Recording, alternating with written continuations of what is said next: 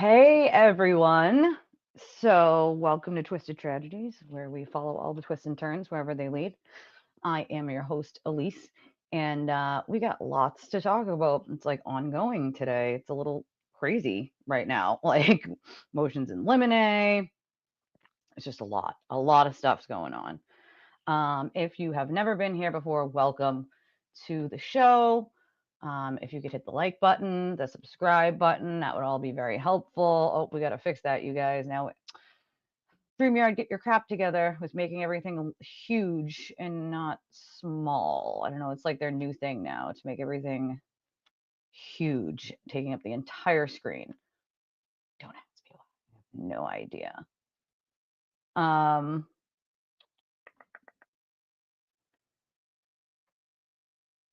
Which protective order? Because there is a couple when it comes to these cases.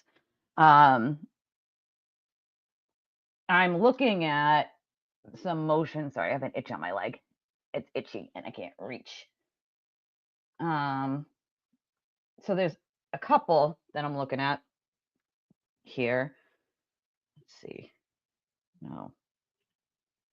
My phone just wants to like have pop-ups. And we don't need pop-ups.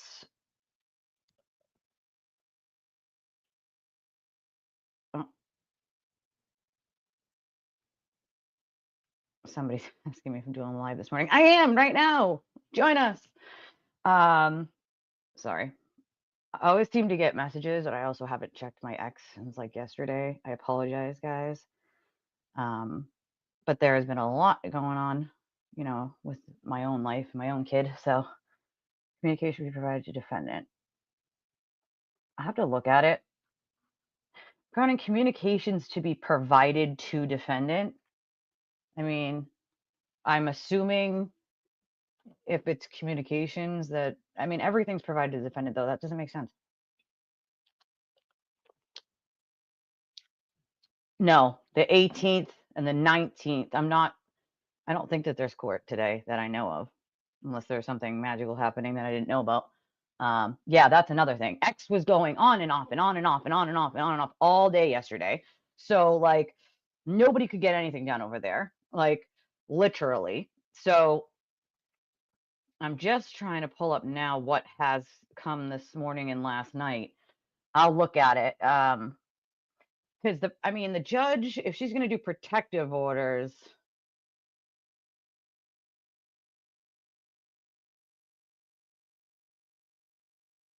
yeah, that's another thing.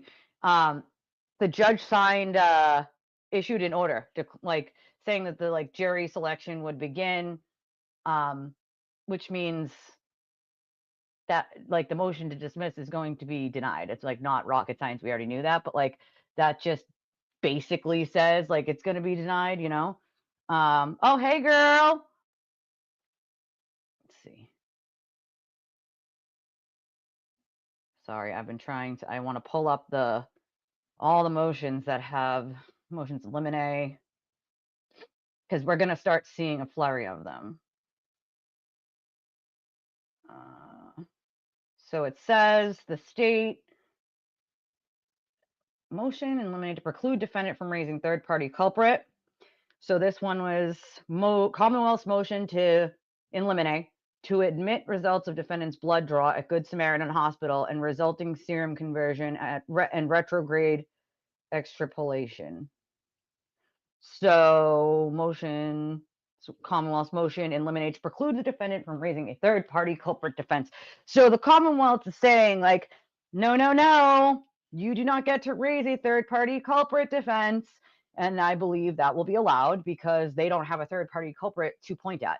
So, I mean, I was expecting that Hank would do that. That's definitely something that we've talked about before, and I expected to happen. Then we have a Commonwealth's motion for attorney conducted an individual voir dire of potential jurors and proposed jury questionnaire. They want to do individual voir dires of the jurors. Then you have Commonwealth's motion in limine to preclude reference to any alleged bad character and any prior misconduct of the victim or any witness. So Commonwealth is saying Like, no, you're not gonna sit here and bash the witnesses and talk about their bad character to the court, because that's just prejudicing a jury. They're just witnesses. Like, we're not going to sit here and bash witnesses. Like, there's no, that's what Hank is asking for. I also expect that that will be approved, in my opinion, that there's no reason it shouldn't be approved, because there's no reason to prejudice a jury by bashing witnesses.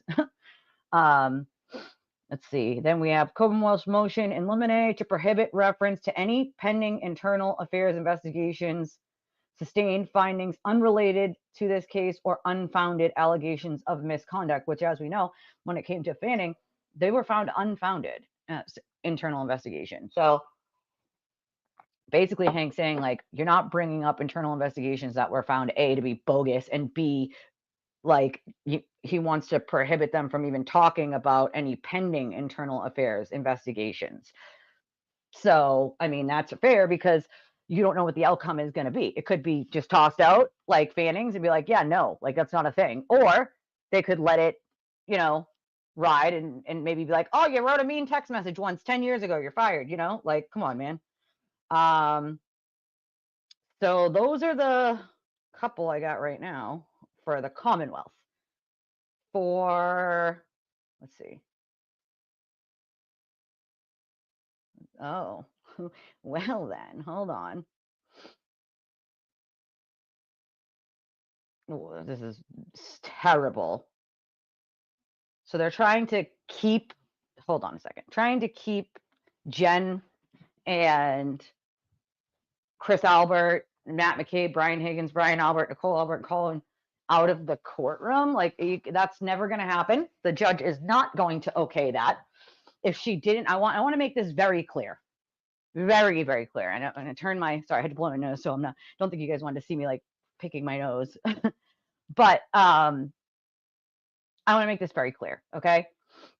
That there is no chance that she precludes the witnesses, friends, and family, because she allowed Aiden to sit there and intimidate and act an effing fool in her courtroom, using his computer screen and staring people down and having his mob. Like, no, there's about zero chance that she will okay that. That definitely will be denied. Like, there's no chance in hell that a judge is going to say, sure, defense, sure, we'll keep out people in the courtroom. They have a right to be there, just like the cult and just like the defendant's family. There's no chance the judge okays that. So I don't know why they even, like, they know that. That's the part that gets me, is, once again, using the court docket as a way to rile up your base. They know there's zero chance that that will ever happen. No, she was not hired by the defense. I can say with certainty that Gretchen was not hired by the defense to write the article for Boston Magazine. I've met Gretchen. She was hired by Boston Magazine to do the article. Morning.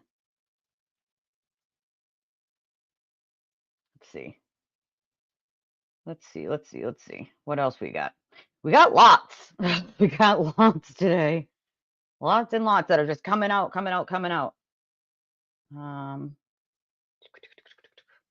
Protective order. Okay. Let's see. Blah, blah, blah. Sequestration order for all witnesses. Okay. Commonwealth's motion in limine to appoint court stenographer, prevent identification of jurors, and impound juror names during trial. Commonwealth's motion in limine for sequestration order and relief from that order for family members of the victim. So that means that family members of the victim would not be sequestered. Morning, freak. I mean, that article was definitely like a shill, in my opinion, for Karen. Like, she definitely, in my opinion, should have done more digging and realized, like, a lot of the BS she was being fed was BS. But I'm not the person who wrote the article, so let's see. What else we got? Let's see the protective order. Motion for protective order. The Commonwealth respectfully moves pursuant to Massachusetts Rules of Criminal Procedure, Rule 14A, 6, for this honorable court to establish a protective order restricting the public dissemination of all communications to be provided to the defendant on March 10th, 2025, detailed in the Commonwealth's Notice of Discovery 61. This order is necessary to effectuate the well-established privacy and safety interests of witnesses and the victim's family. Furthermore, certain materials being provided as discovery in this case may be evidence in an unrelated pending criminal case.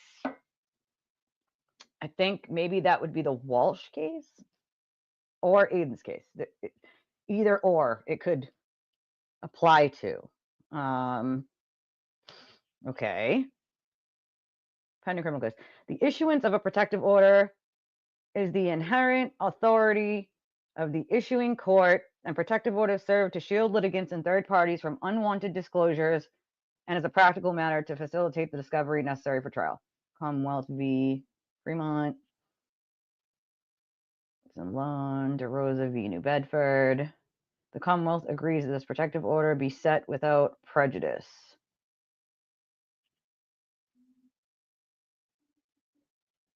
Okay, so the judge ordered that. Looks like they agreed on it. Looks like the defense agreed on it with the Commonwealth. So it doesn't really. Thank you. Thank you. I did it. We did it myself. They have lights. Enough lights in them. So it doesn't say what it is, right? So we don't really know what exactly they're like the information. I can guess that maybe it's some text messages that pertain to the witnesses, to Proctor, things that weren't disclosed publicly before that they don't want disclosed publicly in court filings that would have to come out just in the trial. Like that's what I'm guessing, because that's what it sounds like to me.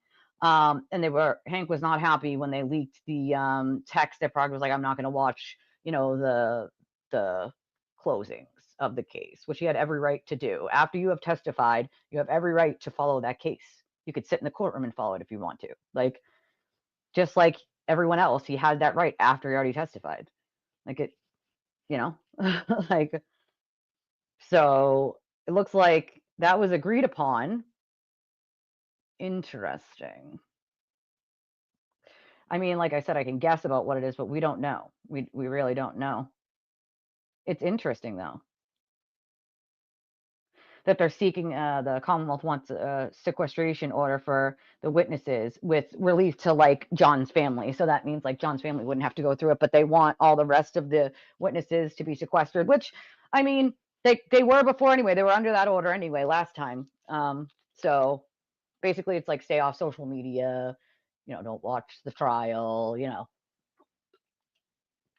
basics, but usually they get holed up at like a hotel or something. Like sometimes it really depends on the state jurisdiction on how they do it, but I'm not actually sure. That's something I'll have to ask and see what they did last time. I'm pretty sure they stayed at a hotel last time, I believe. The Fed case has been done. It's been done since last year. We talked about this last year on my show. It's been done for a really long time. All right, let's see what else we got here. I know we got some defense motions in limine. Let's see. And the fact that the judge ordered like that that like they're starting like to find like jury members is funny to me, because that means your motion to dismiss, which I already told you guys will absolutely 100% be denied. Anybody with a logical brain who knows anything about the law would know that that thing had no legal teeth and absolutely 1,000% would be denied. Let's see. So that, yeah, what I'm saying is like by saying like jury selection is starting, you're basically saying like that motion is dismissed. You guys can wait on that, but it's still going to be denied. Yeah, it was something like, oh God, how many weeks? 7 weeks. Oh, you have to go back and look at my channel. It's like day 28 or something like that. think it was like 28 straight days, not because you don't go on the weekends. And the judge had a lot of like half days, day off on Thursday, day off on Tuesday. It was weird. Like, yeah, the motion to dismiss was dead on arrival. It had been, Who are these TikTokers the free Karen reader talking about? I don't know. They're talking about TikTokers. I know my friend Karen from True Crime and Wine does TikTok. Boundless Millennial does TikTok. That's their main platform. But I don't know who. I don't. Yeah. So yeah, 9 weeks. There you go. You'd have to look. It literally, if you go back to my channel, I'll tell you like day whatever. And I know I like messed up one in there. Like I doubled it up because I was like, that's how the days were like running into each other. So like on like day 24 or 25, like the next day I was like day 24, and it was really like day 25. I had done day 24 the last time, but it was like, oh, for F and F. That's the days just ran into each other at that point. Like, hey, Space Ninja. It was absolutely insane. Like it just ran into each other with how long the trial was. And I think there was a lot of stuff that they could have left out, but I think you'll see this time Hank kind of just hammers home the facts of the case. Let's see what else we got.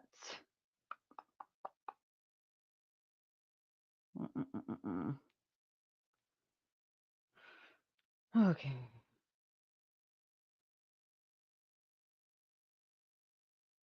Okay, we know that we know that. Karen wants to hide her alcohol evidence from the second jury. Not going to happen. Oh, I love it. See, I used to do them strictly only at night. And I still want to get back to that because I do have a lot of viewers that like can't be here during the day, on certain days. So I do want to get back to doing some nighttime ones too, but it is nice to do them during the day as well. I would never bet my child's life on anything, but Karen is guilty. I mean, I would hope nobody would ever bet their child's life on anything. But yes, Karen's guilty. She is guilty. I mean, if you can't see that she's guilty by now, I don't really know what to tell you. I'd bet $1. You got $1. You got $1. You got to be quicker than that. You got to be quicker than that. Let's see. Oh, kitties. I love kitties. Okay. Defendant's motion in limine to exclude, the serum plasma ethanol concentration, blood ethanol concentration conversion, and corresponding retrograde extrapolation analysis. So she wants to exclude.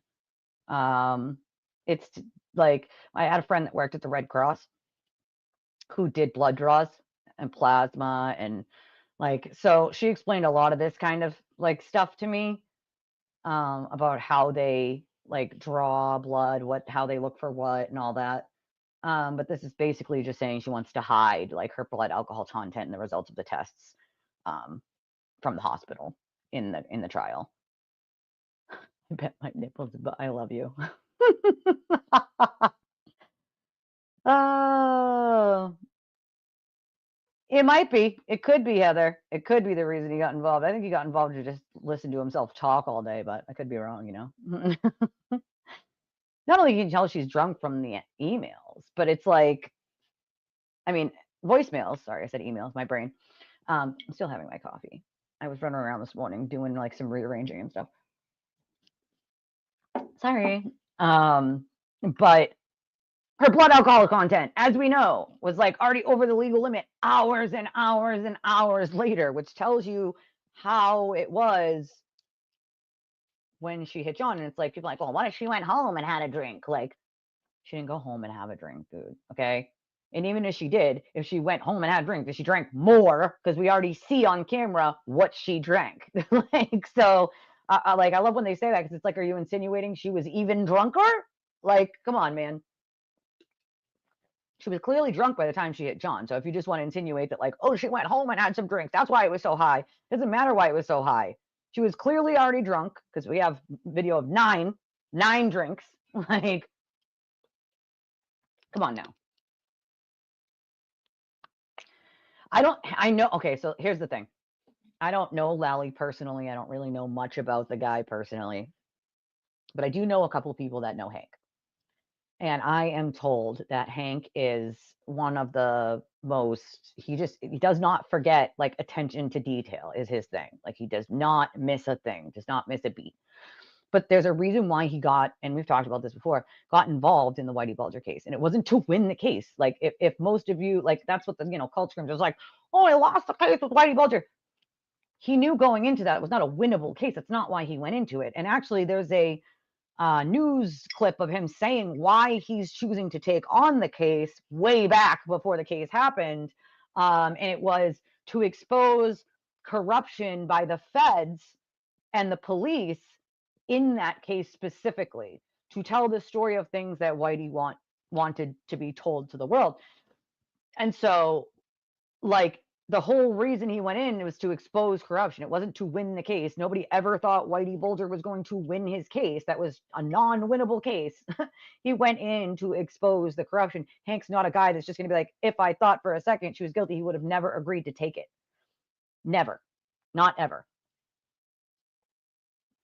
So you're right. You're absolutely right here, Fraud, with your comment. When do you think the judge will rule on the Commonwealth motion to get communications between Carrie and TV with all the new motions? Why hasn't she ruled yet? Well, Eva, she is a judge that is notoriously slow. I think she can rule. I think she rules on things quickly. I think she just waits to put it out so the defense doesn't go, well, you ruled on it so quickly, it must be biased, Your Honor. Most judges rule on things fairly quickly, and you're right. A lot of the times we don't see things for a while. I do think you'll see probably this week an answer to that, the Commonwealth's motion to get the communications, because we're talking about these, we're already seeing now the flurry of the motions in limine, which are the very last motions before a trial happens, right? So she's got to get on top, and she's the one who wants this trial like on schedule. So she's got to get on top of getting those, answers out there quicker now. And so I think you'll see it'll pick up pace a little bit, not probably as much as we wanted to, not as fast as we wanted to, but at least a little bit faster than she has before. So I assume we will see that this week soon. It could be today, it could be tomorrow. I really don't know. I want, for me, it's like, I get frustrated with her too, because it's like, I'll take it into consideration, blah, blah, blah, blah. It's like, okay, you read the arguments. A lot of times the attorneys will like give their written arguments.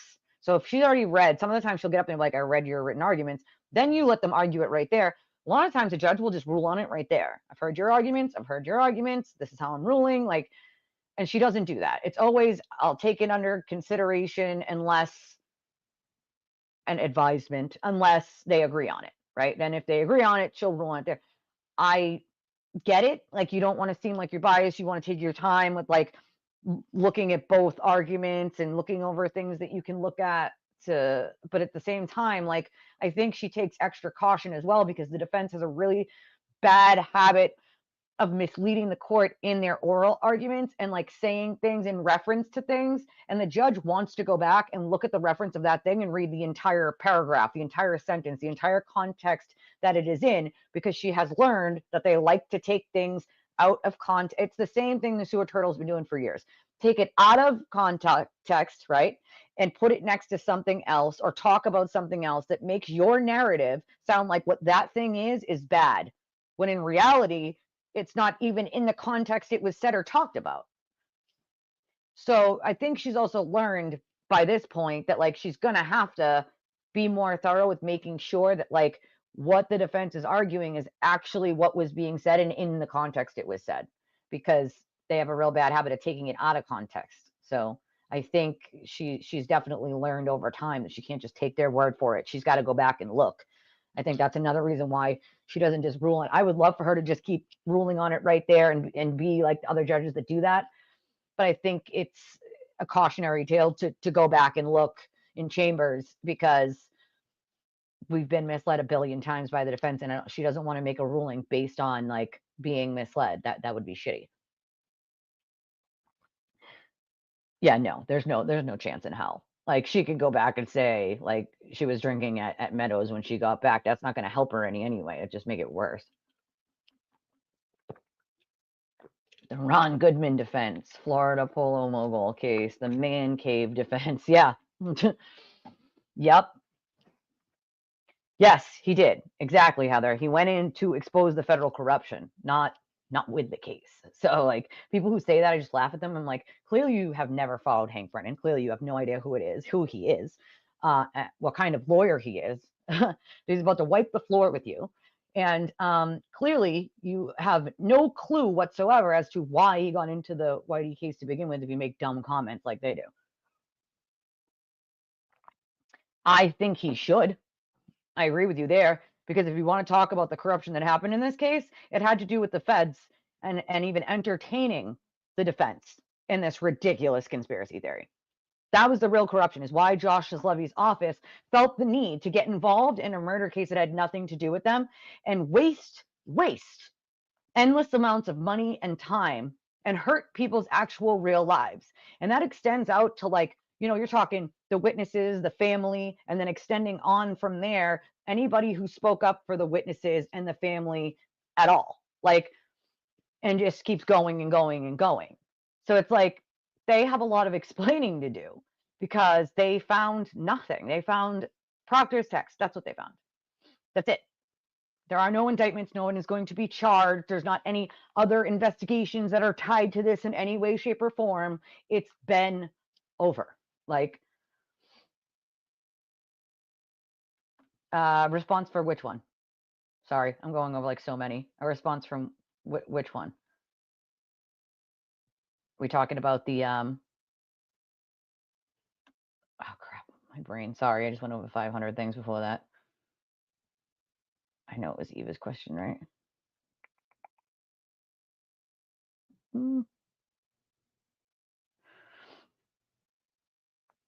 Yeah, so that's another thing.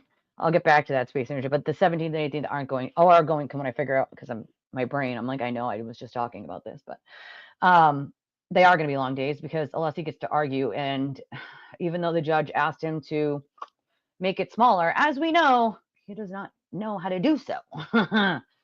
So, yeah, I think, yeah, well, that too.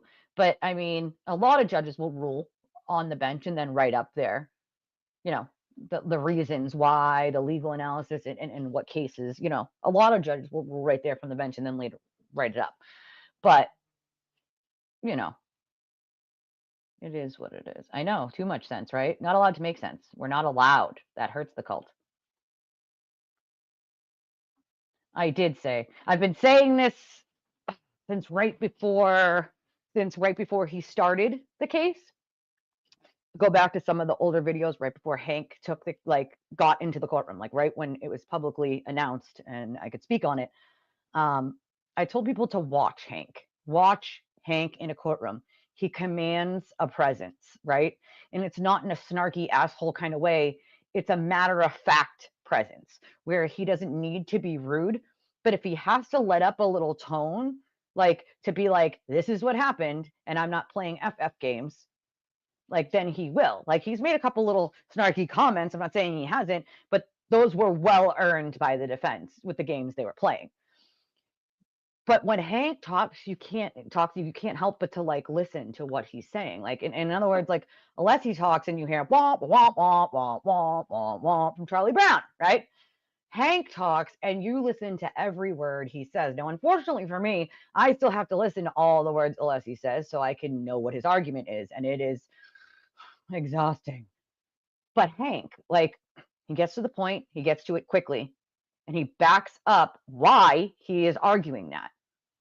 Unless he just goes round and round in circles, never really gets to an actual point, always says he's going to get to that, but doesn't actually get to that. So, like, and the dude's actually argued against himself, like, at least 3 times.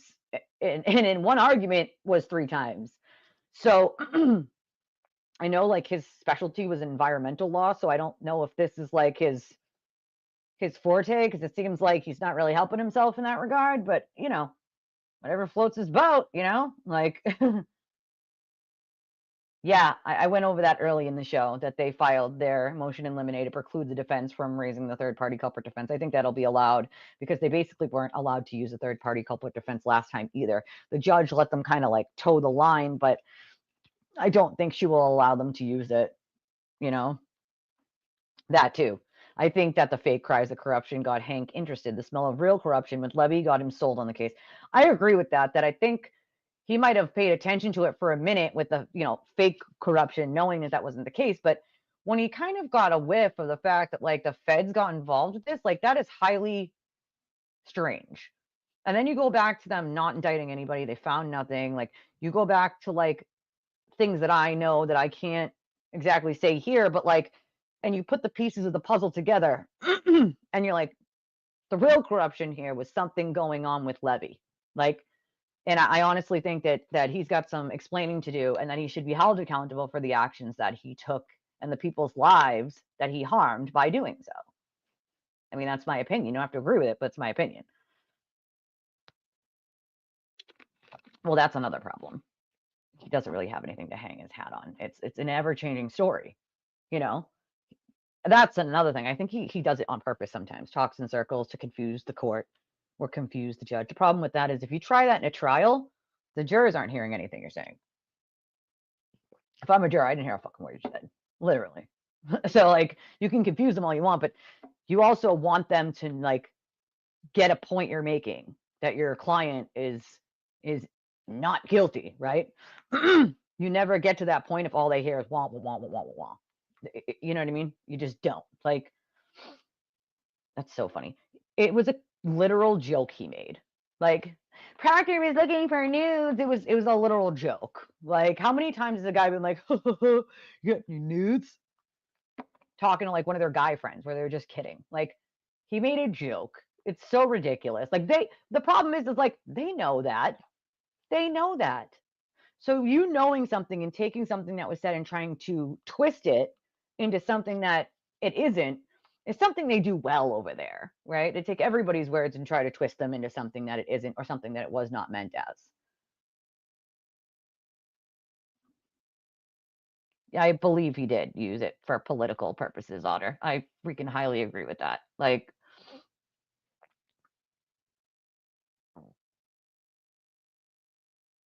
is absolutely, I mean, listen, I would never have them in my phone or send them to anyone. Like, if I was ever going to take pictures, they'd be like boudoir, like photos for like my husband or something. Like, why in the hell would you just like leave them on your phone? Like, that's weird. I don't know. I know people do it, but it's like, dude, listen, if you like just had something horrible, tragic happen and you still have your phone, like common sense would say, like, get rid of the nudes, bro. I do even have them. Like, also, don't keep nudes on your phones, guys. Like, anyone can get a hold of them. Anyone. Your kids could see them. They could accidentally send them to someone. You could send them. Like, dude, don't do it. Just don't do it. Like, it's a learning process. Just don't do it, man. Why did the Crash Daddies build a cannon? Well, they wasted a bunch of money for literally no reason whatsoever because no one even said that that's what happened, right? The glass pieces were found next to John, like Francesca points out here, like no evidence that he threw it. Like, why build the cannon? Like, I'm not saying he couldn't have thrown it. Maybe he did, but the evidence doesn't say that he did. So why build a cannon to throw a glass somewhere that the Commonwealth isn't even saying happened? It doesn't make sense. Like, oh yeah, that's what they do though. Distort everything and anything they possibly can to make someone, quote, bad, you know? Well, that's the problem is he can just claim like, oh, I thought it was on the up and up. Like, no, you didn't. No, you didn't. After you started investigating for 5 minutes, you knew it was not on the up and up and that she was clearly guilty of the crime that she was, charged with. Like, come on, dude. Oh my God, shut up. Is that a real thing, guys? Fun. Jody said, fun fact, if you have nudes on your phone and you have an Alexa with a screen, they may show up on the screen at any time. That's freaking hilarious. I have one of those Google Home things that do that. Like the pictures will just like use as a screensaver. So I can totally see that happening with like the Google Home thing, like scrolling through pictures that are in your phone and then boop, pops the very inappropriate ones. Oh my God, imagine. There were two people though yesterday, like literally as I was hitting the end stream button on my live that I want to thank real quick that donated. And I always, if I get them when I'm not live, read them on the next one. So I just want to do that real quick. Am I in my right email? Yes, I am. For the people that did it when I wasn't live anymore.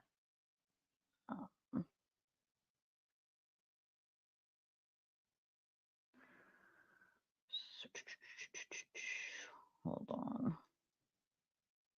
So this one's from Jody, and it's a $25 donation, and she said, lunch at D&E or Thursday or before, and I am going to try to go down there, I think, Thursday. So if anybody wants to join me, you can send me a message. I think that's might be the day that works best for me is Thursday. And then there is one from Casey for $6. Thank you, Casey. I appreciate you. She said, thanks for all you do. I just want to make sure I'm not missing anybody. This one we read yesterday. I think those were the two that I didn't read. I'm pretty sure that I read this $15 one from Nicole. So I think that was it. So I just wanted to make sure that I didn't forget that because I appreciate it. That tells me they were looking for exculpatory theories. If the feds hired them, why look for exculpatory theories if the feds were conducting a neutral investigation? Fun fact, okay? Fun fact about the feds. Fun fact is they never asked for a single piece of evidence from the Commonwealth. They only took things from the defense. Fun fact, huh? So if you're neutral and you're actually trying to get to the bottom of the truth, why wouldn't you get all the evidence that you possibly could from both sides and then investigate it? Why would you only take things from the defense? It's another fun fact on the Fed investigation. Interesting, huh? Smells to high heaven, you know, in my opinion, of Levy doing something he knew he shouldn't be doing. And I mean, I think it speaks volumes that as soon as he was gone, Leah Foley put her big girl panties on and said, we need to shut this down now because this is a bad freaking look. This is not okay. And let's just be very clear here. There was only one reason why Levy kept it open as long as he did. He kept it open as a cover for the defense to say, there's still a Fed investigation happening. There's still one happening, y'all. There is still a Fed investigation happening. So there could be some corruption here, Your Honor. Levy left it open thinking, okay, they can still use it as a cover as long as humanly possible, so I'm not going to close it until after her second trial. Well, then things didn't go his way in the election, and he knew either he left or he was going to be.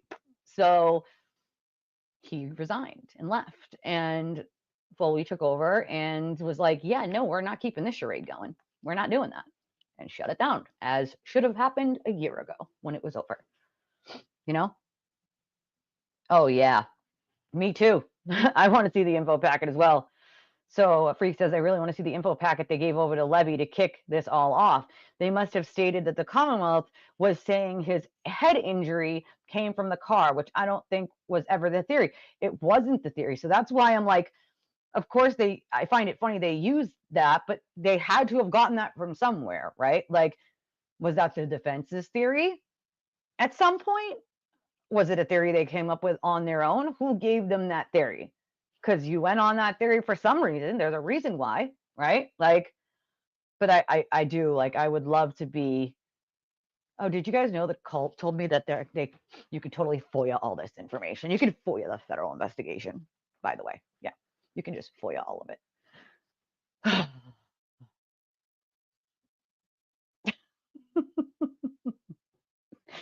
I can't. I just can't with some of these people. I can't. Yeah, if it ever comes out, it will be. Anything you FOIA is just going to be straight redacted, number one. And number two, the feds are allowed to not give you shit if they don't want to, just FYI, especially for an investigation.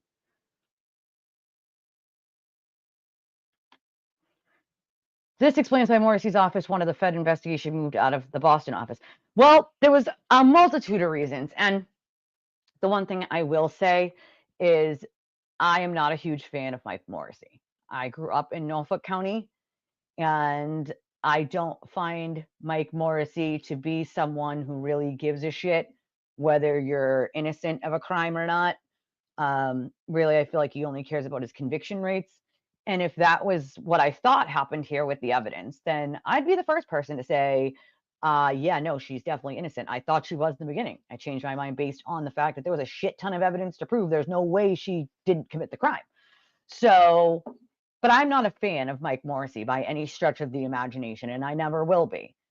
But there's a big difference between not liking the guy and just being like, the whole thing is corrupt because I don't like Mike Morrissey. I don't like Mike Morrissey. I don't like the way he runs Norfolk County. I think he's a clown, and he's a lifetime politician that needs to go. Like, that's what this is to him, is politics. He can be the DA all he wants, but it's politics. And he's got to go. Like, we need someone else anyway. Like, but that doesn't magically make this case corrupt. I mean, whatever they did with Sandra Birchmore, they didn't do a good job. That's very, very clear. And one of the many reasons why Mike Morrissey needs to go. But you can't say that in a small town that because they didn't do X, Y, and Z. I mean, Canton hadn't had like a murder in like 30 years or something. It was like 20 something years, like a very long time. Like, they didn't have, like all the basic things that a city that sees that kind of crime all the time has, like Boston. You know what I mean? Like, they did the best with what they had. That's all they could do. Oh yeah, Karen's going to keep saying it's open until the cows come home because she needs her minions to keep giving her money so she can. I pointed this out in my comment section on one of the videos I did yesterday, because I did 2 live streams yesterday. One was really short and one was a little longer. But I pointed out to someone, I said, they said something, and they were like, oh, well, donating to someone, this is what the comment was, like, basically, oh, it was beautiful having all these people come together to donate for Karen.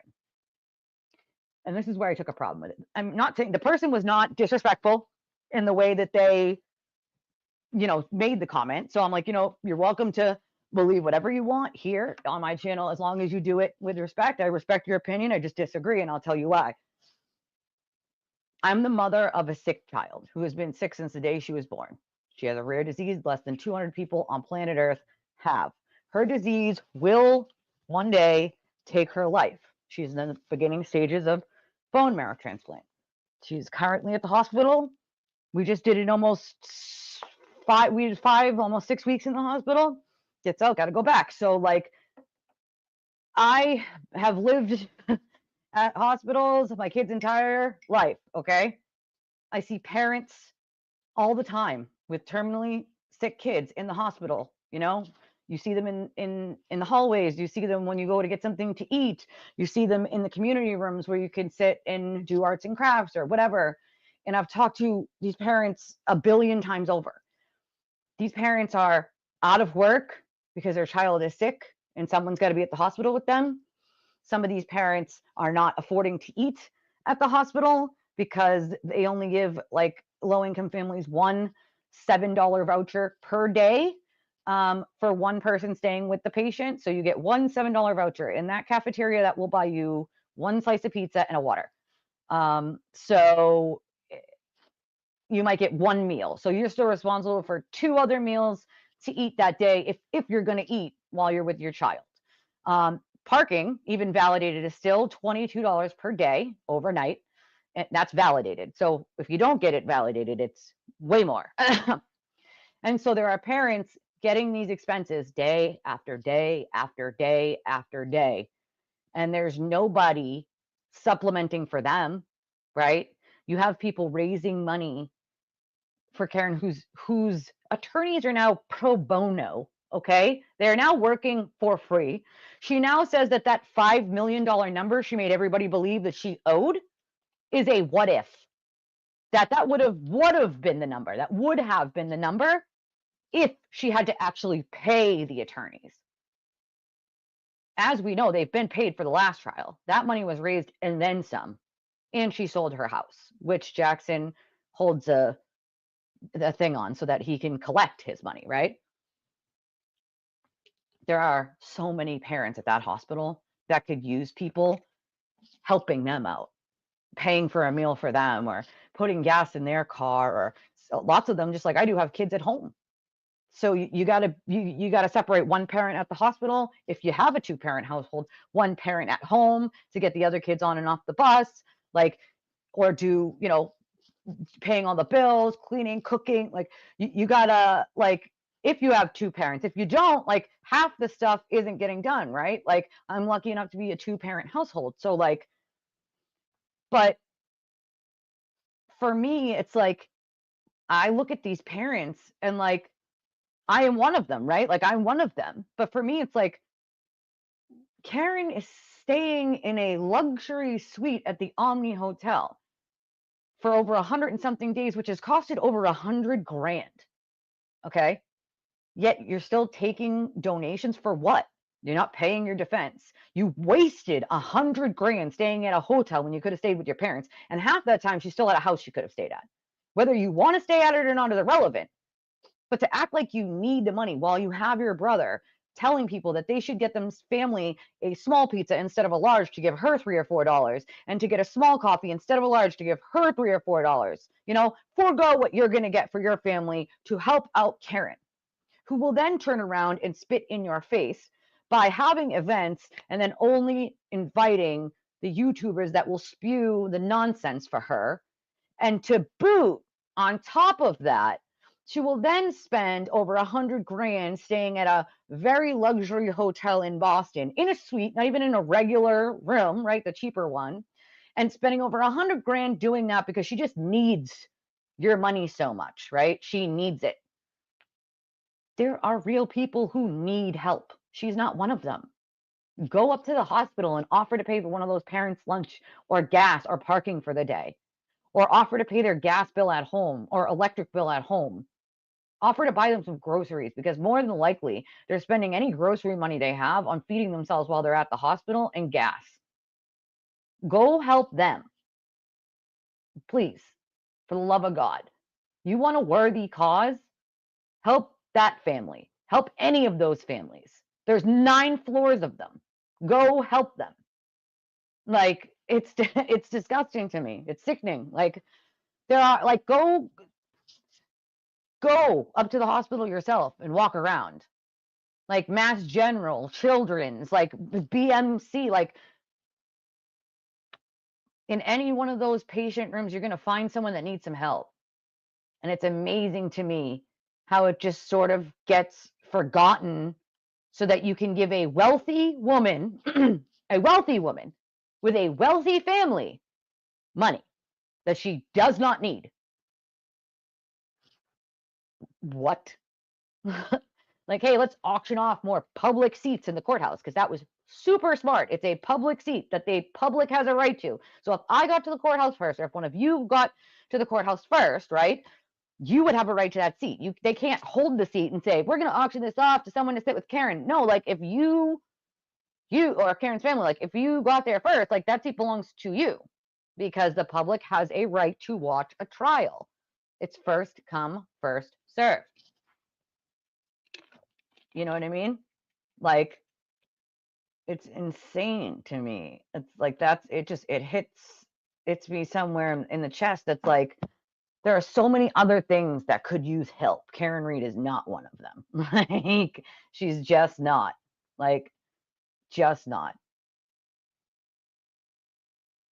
Yeah, well, she does want to keep, that hope alive. Unfortunately, that Fed investigation has been over a long time, and anybody who still believes that it's ongoing after it's been announced by 17 news channels and everywhere else, and I'm pretty sure me, Kevin, Grant, and a couple other people told you like an entire 24 to 48 hours before mainstream media even picked it up. Like, I've also been telling you for like a year, but nobody listened. So, it is what it is. Yep, Jack, she definitely is. That's for damn sure. Laughing at all her minions, knowing that they'll believe and that's the thing, every word. Like, every word.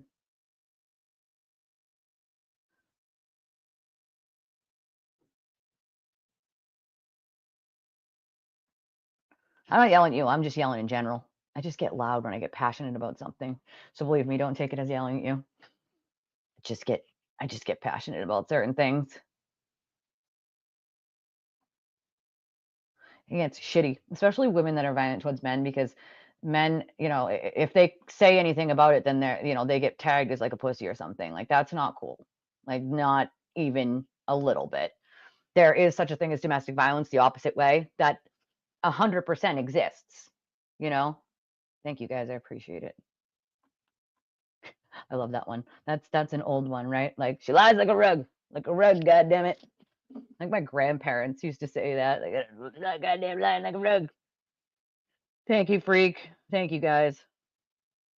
Well, that's the thing, right? You're giving all of that money to a woman who actually backed into her boyfriend and left him in the cold to die. Literally. And yeah, to be fair, like, her brother tried to wipe the internet with like the case that was like settled or something, where like he was accused of taking money from like the bookstore or something like that, right? The college bookstore. Insane, right? For real. Like, I need to take out a third mortgage so I can give Karen, the only honest person in Massachusetts, my last $500. Yeah, she needs like a California king bed so she can be comfortable at night, right? The rest of us minions and peons should sleep on, like Princess and the Pea mattresses. Like, well, that's the thing. She refuses to take any responsibility. To be fair, she'd already be out of jail. If she had just said it was an accident, she didn't mean to, she was drunk and she didn't remember, she'd already be out. This would be long over. But because she kept this charade going for so long, you can definitely bet that when she goes to jail and when she's found guilty and when a sentence comes down, it is not going to be an easy sentence for her. She's going to get the book thrown at her because of the way she's acted this entire time. Like, unfortunately. Well, that's the thing. She just doesn't want to take responsibility, Oh, I'm sure they will. Mass Gaming Commission's a joke. I feel like, if they choose to, maybe she's got a friend at the IRS. You never know. You never know. Well, that's the thing. Her parents didn't go down to, take one car, right? Like, and sell the other. They're not selling like shit, right? Like, and Karen, I think, said at one point, like, she had sold her shoes or like her designer shoes or something. And it's like, so let me get this straight. You sold designer shoes, but then you continued to stay in a 5-star hotel. Either you're lying or you sold them as like ooh, I'm a celebrity, I can get more money for them. I mean, I guess it's that. Like, unfortunately, that is not what the feds do. Although I think in this case, they should make an exception to their policies and they should make an announcement because they created a lot of damage and it's their fault. So they should fix it. Absolutely. They should also take responsibility as an entity for someone who worked for them that they did and make an announcement. I don't think they will, but that's what they did, I am. Go back like a couple minutes and you'll get the gist of what we're talking about now. I'll re-go over some of the motions in a minute for people who just came. Oh, no, absolutely. Exactly. If Karen was a man and not a woman, we'd have a whole different thing going here. A whole different thing. Right? Please don't order small pizzas. Buy a small packet of pepperoni from Walmart and give your money to Karen instead.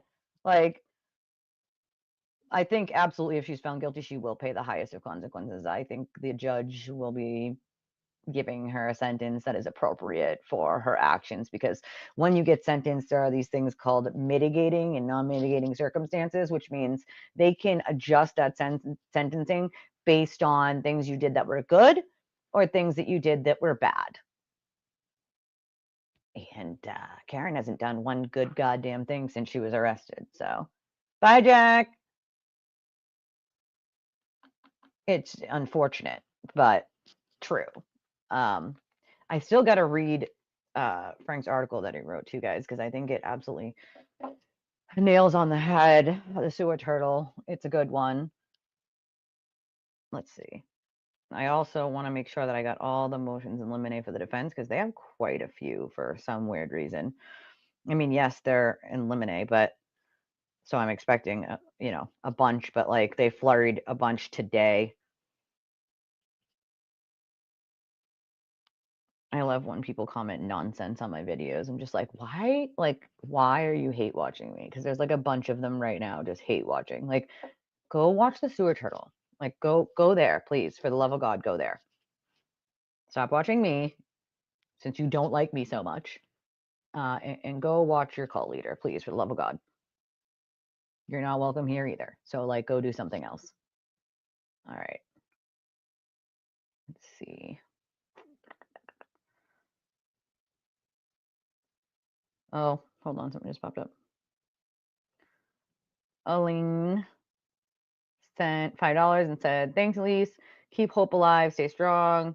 I will. Thank you so much. Appreciate you. Let's see. I'm trying to get. My phone is like freezing on me today. I don't know what its problem is. Oh, wait until I read this to you if you guys haven't like read it yourselves already. It's hilarious. Like, and it hits the nail right on the head. Dude, listen. If I ever had a bad day, I could just message Freak and be like, I need a funny, please, immediately, right now. Like, well, he will always give me that.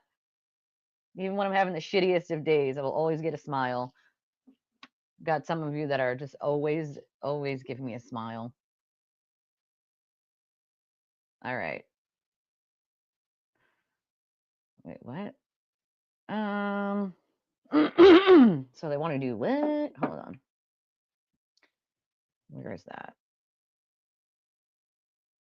It looks like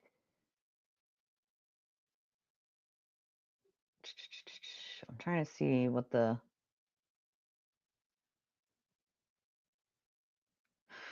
motion from, okay.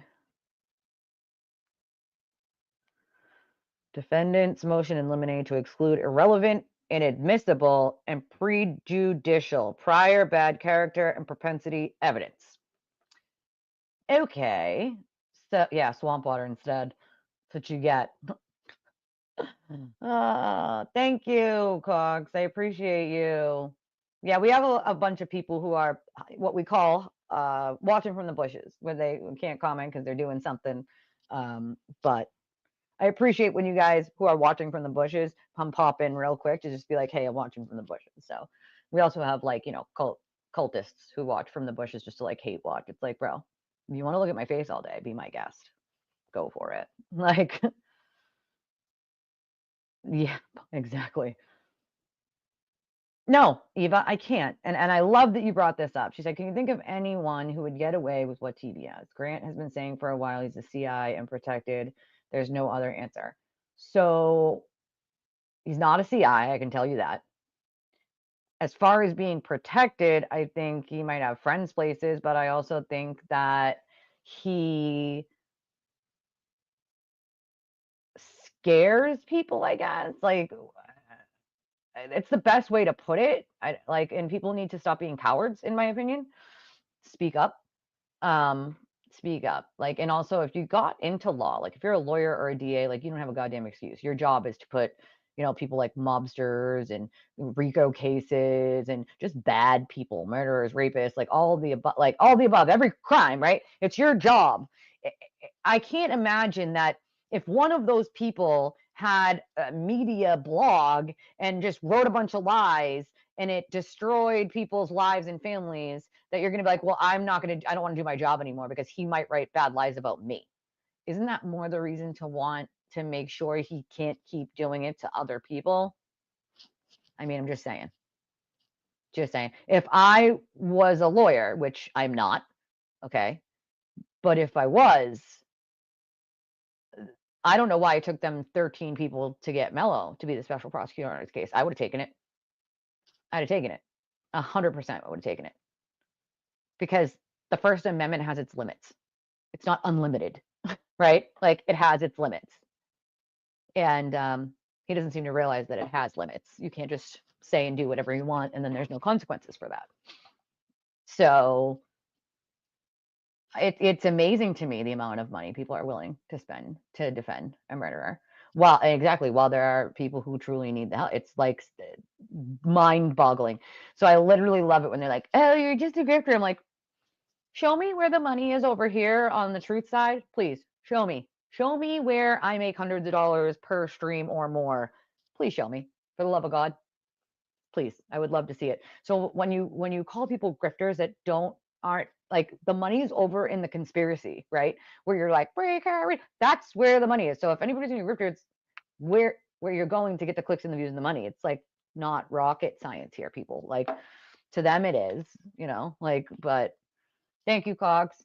I believe you are all awesome, to be fair. Exactly, Heather. And you hit the nail on the head. And I'll tell you right, the reason why he's not a CI is because he's too much of a risk. He can't be. He's too risky. His behavior is too risky for him to be a CI. They would never take him on as a CI because of his behavior. He could take the whole thing down. So, I mean, look what he threatened Karen herself, dude. Okay. He like tried to blackmail Karen because she didn't invite him to sit in on the trial with her family. And he was so butthurt that Nick Rocco was going on court TV and he wasn't allowed on court TV, that he made such a stink with his jealousy that he had to attack the Roccos. Bro. Like, stop it. He might be a useful tool for a useful idiot, as I'd say, for some people. But I know that he's not a paid CI. I know that for a fact. But he, even if I didn't know it as a fact, he still might have friends helping him in certain places. I really believe that the Holden PD has some people in there that are helping him that shouldn't be. And even the Leominster Court has taken an issue now with the way Holden PD has been used. And I believe that they're looking into it over there. The clerk made a statement and said that he was very concerned with the way Holden PD was being used. So I think that bow tie juror there realized after the trial that if he didn't like come out and be like, I thought she was guilty, that if they figure out who he is, he might be attacked. So I think a lot of that comes from that, to be honest. And it's like, bro, you threw yourself into this. That's on you. You should have stayed quiet. Should have stayed quiet. Like, because his story is ever changing as well. His story is changing every time he tells it on a new channel. Like, well, that's the thing. People don't want to, right? They don't want to. They don't want the backlash from the mob. They don't want their families being harassed, their children being harassed. They don't want the lies being told about them. And I understand why. But at the same time, if you're going to be in that, like, that's your job, right? Is to fight really bad, shitty people. Like, if that's your job, you don't get to just not do your job because this one's a little tough or you're a little more afraid of this one than the last one. Like, it's still your job. If I committed 19 felonies and then I ran around committing 25 other crimes, whether they're misdemeanors or felonies, I would never get away with just committing 25 more crimes, right? Like, I would be arrested, okay, and charged with each one of those every single time that I did it. I wouldn't be just getting away with it just because they were like, I don't want to touch that. I'm afraid. Well, it looks bad. The optics. No, a crime's a crime. If you commit it, you get arrested and charged. That's how the justice system works. And it can't work in a way where, well, if we're a little afraid, we might not arrest you or we might not charge you. That's not the way our justice system was ever meant to work. And if it's being used that way, that is a bigger problem. This is where our lawmakers need to start doing their job and saying, hold on, if that is the case, then we need to step in and make a law where they no longer can do that kind of thing. Justice has to be applied equally across the board or it doesn't work correctly, right? Like, it just doesn't. And we can't have people who are in law enforcement not enforcing because they're afraid that they're going to get Michael Proctored. Like, realistically. Like, thank you, Cox. I appreciate it.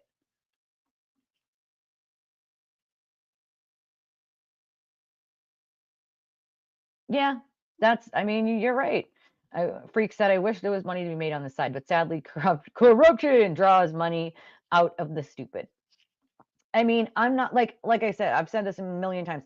Content creators should make money, right? They should. Absolutely. That's like, you know, you're spending your time and resources, and it costs money to run things like StreamYard, Canva, like all of those things cost money. So before you ever, like, you have to cover those costs, right? All the costs of doing the streaming itself before you ever make a penny. So yes, content creators should make money. The problem starts to lie in where you're willing to look at all of the evidence and it tells a very clear picture, and you still choose to just ignore it, or you pick apart pieces and you're like, you know what? I know this looks bad, but I'm going to take this piece here and twist it to fit my narrative. Because if I don't, I'm going to lose all these people and all these dollar signs, all these views, and my channel is going to go down. So I'm just going to continue on saying the things that make sense to what I need them to make sense to.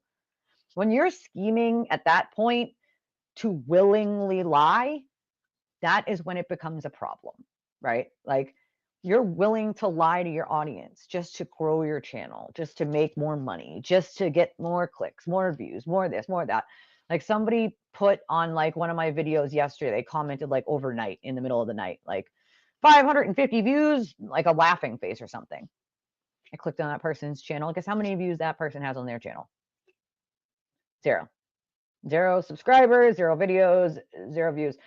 I'm not over here like, oh my God, it's 550. What? For someone that has less than 2,000 subs, 550 for not even 12 hours is pretty damn good, number one. Number two, it's 549 more than you had, person who is using a laughing emoji as a like way to try to insult me. And thirdly, I don't give a shit. That's the difference. I don't give a shit. I don't care if there's 5,000 of you or 5 of you. The truth is coming out one goddamn way or another. And I'm going to keep telling it, whether there's 5 of you or 5,000 of you. I don't care. See, there's the difference.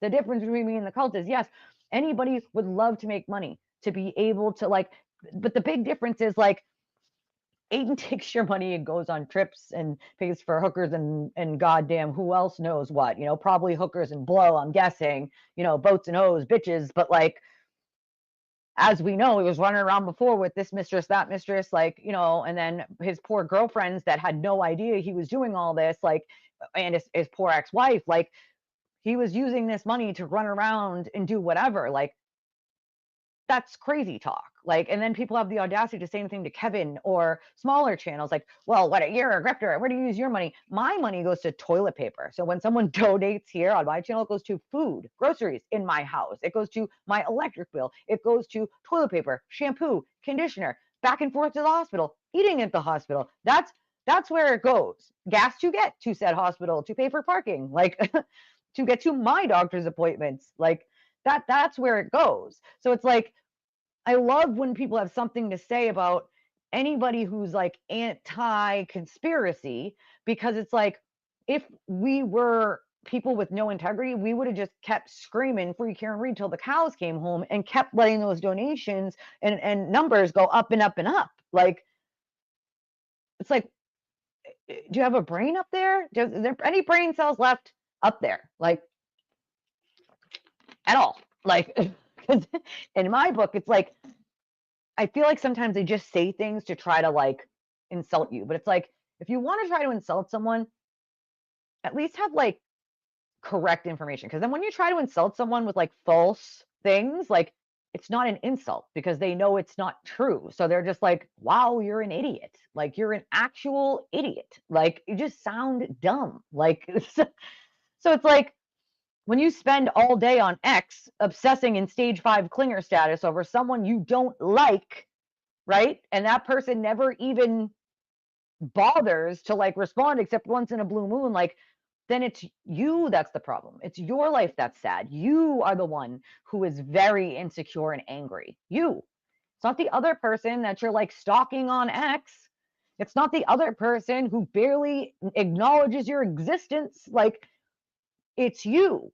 It's you. If you are a middle-aged woman spending your entire day trying to throw insults and make fun of people and like be an asshole on X, it makes you look bad. It doesn't make the other people look bad. It says more about you than it does about them. It says you are so unhappy with yourself and your life that you need to project your anger and insecurities onto other people by being that way.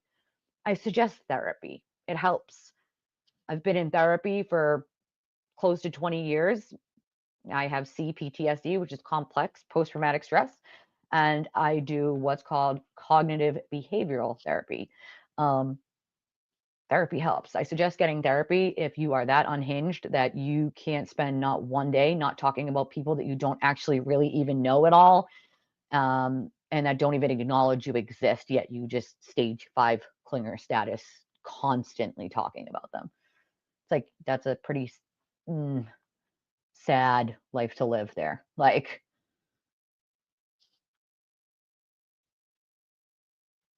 that's a good goddamn question, Potluck. I don't either, but it magically happens. Yep, Tanja says the same thing. I mean, it's cuckoo bananas, cuckoo for Cocoa Puffs. Like, I think he was as well, Francesca. I agree with you. I think he knew about this case before he became a juror. I think he very well knew who these people were, and I think that it was discussed ahead of time, because how else would a friend of his magically pop up on Twitter and say, a friend of mine is on that jury and he's Asian and he takes it very, very seriously. He doesn't check his phone. Then how would he have talked to you? How would you know he's on the jury? You know what I'm saying? You know what I'm saying? Like, come on. Julie said, I re-listened to the judge's jury instructions, and she noted on at least 3 occasions that each charge was separate and needed to be decided as guilty or not guilty on each charge. Yeah, she gave, okay, so jury instructions are pretty much the same throughout Mass. Like, there are things that get added in for certain things, but like the jury instructions themselves, the basic ones, are like pretty much the same thing, right? If you go back and watch, like Jolie said, I don't know how many occasions, because God, if I had to go back and watch every time she said it, that'd be hours of watching my own stream. I'm not doing that. But Jolie did for us. And she says that at least 3 occasions that each charge was separate and needed to be decided as guilty or not guilty on each charge, the judge told the jury. On 3 occasions, at least, the judge told the jury. Here's the thing. This guy in the bow tie can't keep saying, like, we didn't know, we didn't know, we didn't know. So you're the only jury in Massachusetts that magically didn't know that you could decide one charge and not the others? I mean, you don't even have to be half intelligent to know that you, like, either go guilty or not guilty on each one. Or we don't know on this one. This one we could not come to a conclusion on, but these 2 we did. So you're the only jury in Massachusetts that didn't know? I don't buy that. Anybody with a brain does not buy that. Like, well, see, that's the thing. She can't. Okay. So the judge isn't allowed to just like freestyle it, basically. Like, the judge can't just add things in that she wants to on stuff like that. Like, judges are under strict, like, what they can and can't do when it comes to jury instruction, what they can and can't do when it comes to trials, what they can and can't say to a jury, because it could be prejudicial for them to say certain things. So they pretty much stick to just what, like, the SJC or what the state has written as jury instructions for that specific thing. And they don't really stray from it, because you don't want to be accused of being biased by saying, because you can bet you're behind that if Canoni had said, you can come back with no decision on some of those charges if you want, and they came back with guilty on 2 of them, but not on the 3rd, that the defense would be crying about the 3rd, saying that she said that, so it was prejudicial, and she could have been not guilty on that one, especially if that one was like the worst one. You know what I'm saying? Like, like that would have been an instant use it against, Canoni. Okay, let's see. Freak says Dan Gallagher is still the one I want to know more of. Why'd you get involved now? Why so much money? It just smells. Yeah, it does smell wrong. Who knows? She's also like not a criminal attorney at all. So it's like, who knows? They pop up every so often. A new one pops up out of nowhere, and they're like, "Oh, I can get viewers and money and some publicity and maybe some more work through civil cases or whatever. If I just like stick my face into this YouTube world and get more clients that way." Like, they just pop up here and there, you know? Like, yeah, the lawyer, I'm really disappointed. Disappointed.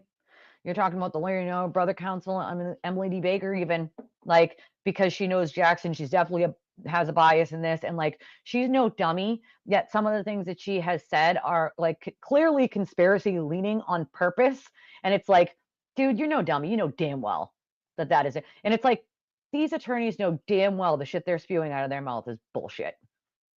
That's the part that bugs me. They know damn well, like I said yesterday, every goddamn attorney from here to Kalamazoo knew Bedreau would not be allowed, would not be allowed onto Karen's case. Any attorney who made it through damn law school and took the bar, made it through one damn law class should know. It's called ethics, right? Like, you have a responsibility to your client. And you can't say, like, I'll take these two clients, but if this client has information in their case that pertains to this client, then I'm not going to tell this client because this is protected information here. That then handicaps this client of yours. That's why you can't represent both of them. It's not like a conspiracy. It's not like, you don't need to be working at NASA to figure it out. All right. Any attorney would have known that was failed to doom. Okay. He was never going to be allowed on that, ever. So the ones that are like, my God, I've never seen Pro Hack Vice be denied before. Have you ever seen an attorney try to take on another client that's sort of competing with one of their other clients? Like, no normal attorney does that. So no wonder why you haven't seen Pro Hack Vice be denied before, because no other attorney is stupid enough to try to represent someone in a scenario like that. Like, come on. Like, I don't know how anybody on planet Earth watches Melanie Little, because her facial expressions and her like smugness makes me want to punch the screen. Like, literally. She looks like she's constantly constipated. Like, really? Okay. I'm like, dude, I can't. I literally can't. I don't know how anybody does it. God bless your soul if you do, because I cannot. Like, yeah, you are totally right about that, Francesca. It does not, unfortunately, pay the bills. It doesn't. Yeah, they are trying to sort of, okay, so yeah, that's another thing. Like, they are, yeah, exactly, Maui. They are trying to, yeah, me too. It's constant. It's like I said, Maui, stage 5 clinger status. It's like, dude, you need some help if you're like harassing people. Also, FYI, if you constantly harass someone online, in the state of Massachusetts, that does fall under the stalking statute and the criminal harassment statute. Just FYI, it falls under that. Electronic communications is in that statute. And if you continuously harass someone online, you can be charged with criminal harassment and stalking, and even cyber stalking, which is a federal charge. But please definitely keep doing it at your expense to harm other people, because that's such a very good idea. It's a great idea to just keep harassing people that you don't quote like, that you don't actually even know. But yeah, I mean, definitely catch some charges. That's on you, whatever. Like, listen, if they want to be charged with harassing people, I guess that's on them, but I don't recommend doing that. Like, here's an idea. If you don't like someone, leave them alone. They will leave you alone. You leave them alone. I mean, they pretty much ignore you anyway, so I don't know if it's just like an attention thing that they do, want to be relevant in some way. Like, not really sure what it is that they do it for, but it's like sad. It's like pathetic, and it makes me think that like I should like give someone the information to a therapist for you. Like, makes me feel bad for you a little bit. Just a smidgen, because like the rest of it like sort of outweighs that, because you're a shitty person. So like, yeah. But therapy, that might help you not be a shitty person. I mean, it's worth a shot, right? But yes, they are trying to exclude like Richard Green's criminal history. I don't think that will be excluded though, because I think that it would be relevant to his credibility. So I don't think the judge will exclude that, but we never know with her. She might say, well, that's irrelevant to this specific thing.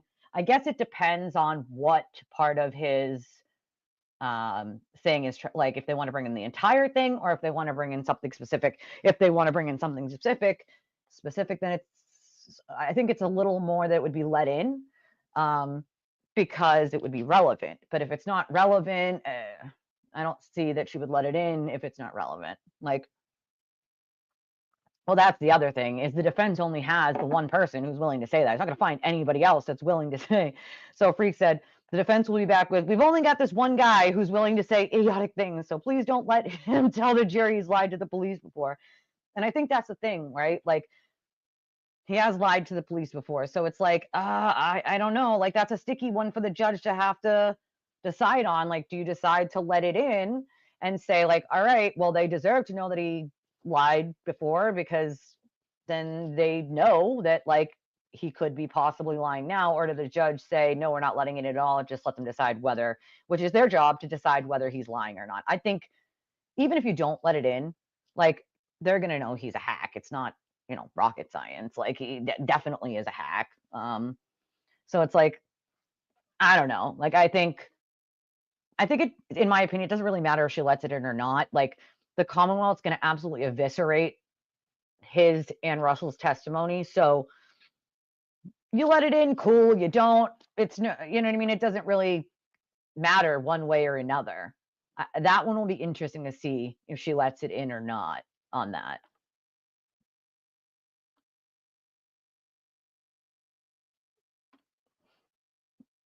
I am an intelligent person, but so are the rest of you. I'm not any smarter than anybody else in this room. I like to read. How about that? I do a lot of research. I like to read. And most of you know, I was a witness when I was 12. I was a witness again after that as a kid, but I was a witness when I was 12, and they put me on the witness stand. And this is the moment that I realized, like, that I was just loved the law.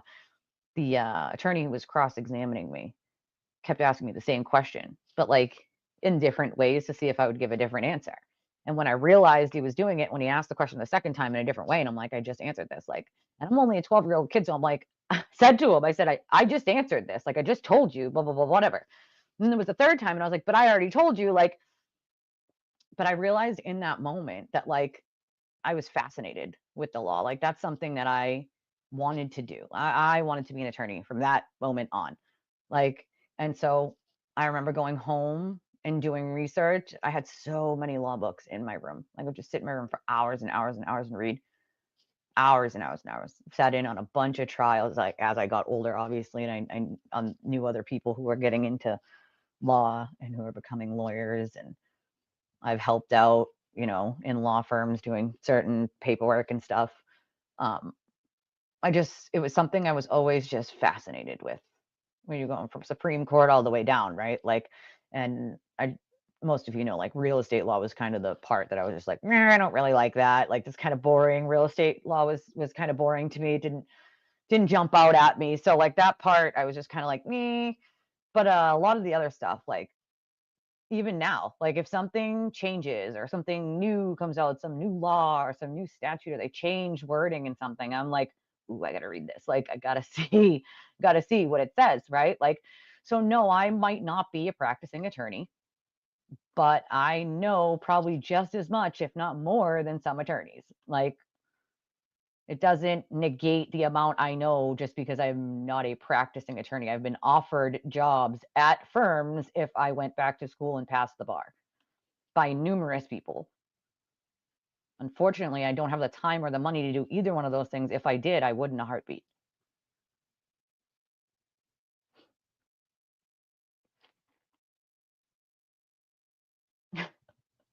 I know. I think that's another thing they're trying to keep out, basically, though, is like, remember when they solicited the answer, and I can't remember who it was that said, like, in the text message, the Asian house, right? And they tried to use that as like he's because they knew there was the Asian guy on the jury. So they tried to use that as like he's against Asian people. Like, hi, Patty. Like, no, dude, no. Like that. So I think this time that's stuff that they're trying to, like, the Commonwealth's like, that served no purpose other than to prejudice the jury. And obviously the jury didn't even really pay attention to it anyway. So that's something they're trying to, like, keep from happening this time, is like just trying to, like, throw mud at these people who are witnesses for no other reason. Like, ridiculous. Like, yes, the judge did, Cox, change the forms because the defense threw a temper tantrum. And at first she said no. Potluck, thank you. I have a $10 donation from Potluck. I appreciate you. Thank you so much. Yeah, I'm like, this is like, it served no purpose other than to, like, sully the jury, like prejudice them in a way against these people. And so it's like, those are the kind of things that don't usually get let into trial unless it's happening, like, on the fly, because it is meant to just prejudice the jury and not really anything more, like. But yeah, she changed the forms. At first she was like, no, these are the stand-in forms that go across the board, and then said, Yannetti knows, he has seen these forms before. And for him to be like, not exactly, Your Honor, like, that was a bold-faced lie. He has been in that exact court before. He has absolutely seen those forms before. They had not been changed. I don't even know how many years at that point. But then she went back to chambers and was like, you know what? F it. I'll change it just for you. And she went back and she changed them the way that the defense wanted them. So, like, that kind of screwed them too in the long run, because then you go back and say, like, oh, it was too confusing. Who are you going to put the blame on? You're the one who wanted them changed. You said it would be clear if it was guilty, not guilty. Maybe if you had left them alone, the jury wouldn't be confused. Just saying. Like, but they were changed just for the defense. So it's like, come on now. Well, that's another problem, right? Like, once you're in the cult, like, you don't get to get out of the cult. And a lot of them don't, like, realize what happens when you're in the cult and you try to get out. They will try to threaten you. They will try to blackmail you. They will try to even extort some people. Okay. They will threaten your family.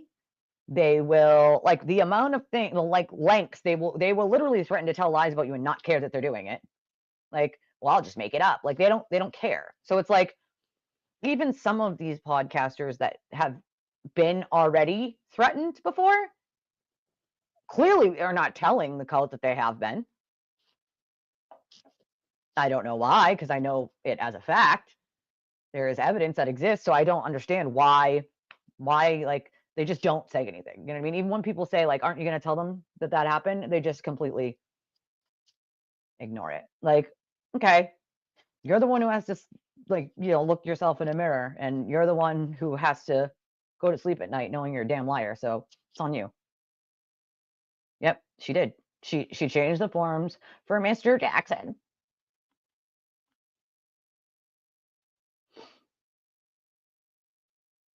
No, and that's another thing. It has to be unanimous, right? So if one person, i.e. the foreman, right? If the foreman voted guilty, then there is no, like, you have to be unanimous. Like, so there was no unanimous decision on anything. Like, it's just not. And yes, the jury is irrelevant now. We're going into a second trial with a now second jury. Like, and now they're going to do a voir dire.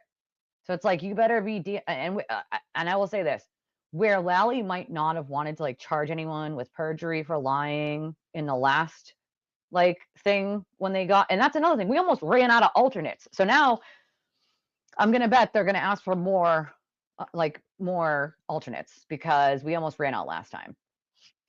And that would not have been good. So I think they might ask for a few more jurors than what they had last time because of that. But, they're going to do they're going to ask some probably pertinent questions. And I'm guessing that Hank has in his mind that if they sit there and they lie, and it is found that they lied, don't be, like, blown out of the water if he then goes for a perjury charge. Because it should be well known by now. I don't think Lally would have ever done that, but I think absolutely Hank would. if you sit there and you lie to the court just to get on that jury, you can bet that when they find out, and they will, that they're not going to go easy on you. They're just not. Eva said the divide is so great, but so eye-opening from this trial, showing the imbalance between logic and low intelligence. It's quite scary. And it's funny because you can have some really intelligent people that are just emotionally very unintelligent. Like, and it's like the things that people will believe is amazing to me. Cox said the lying defense wanted that mistrial. They were literally celebrating in court. Yeah, they were. That's why ultimately I told you guys there was a 0% chance that they were going to win that SJC appeal. And that's because there was a ton of legal precedent. There's a ton of legality of what the judge did properly, what constitutes a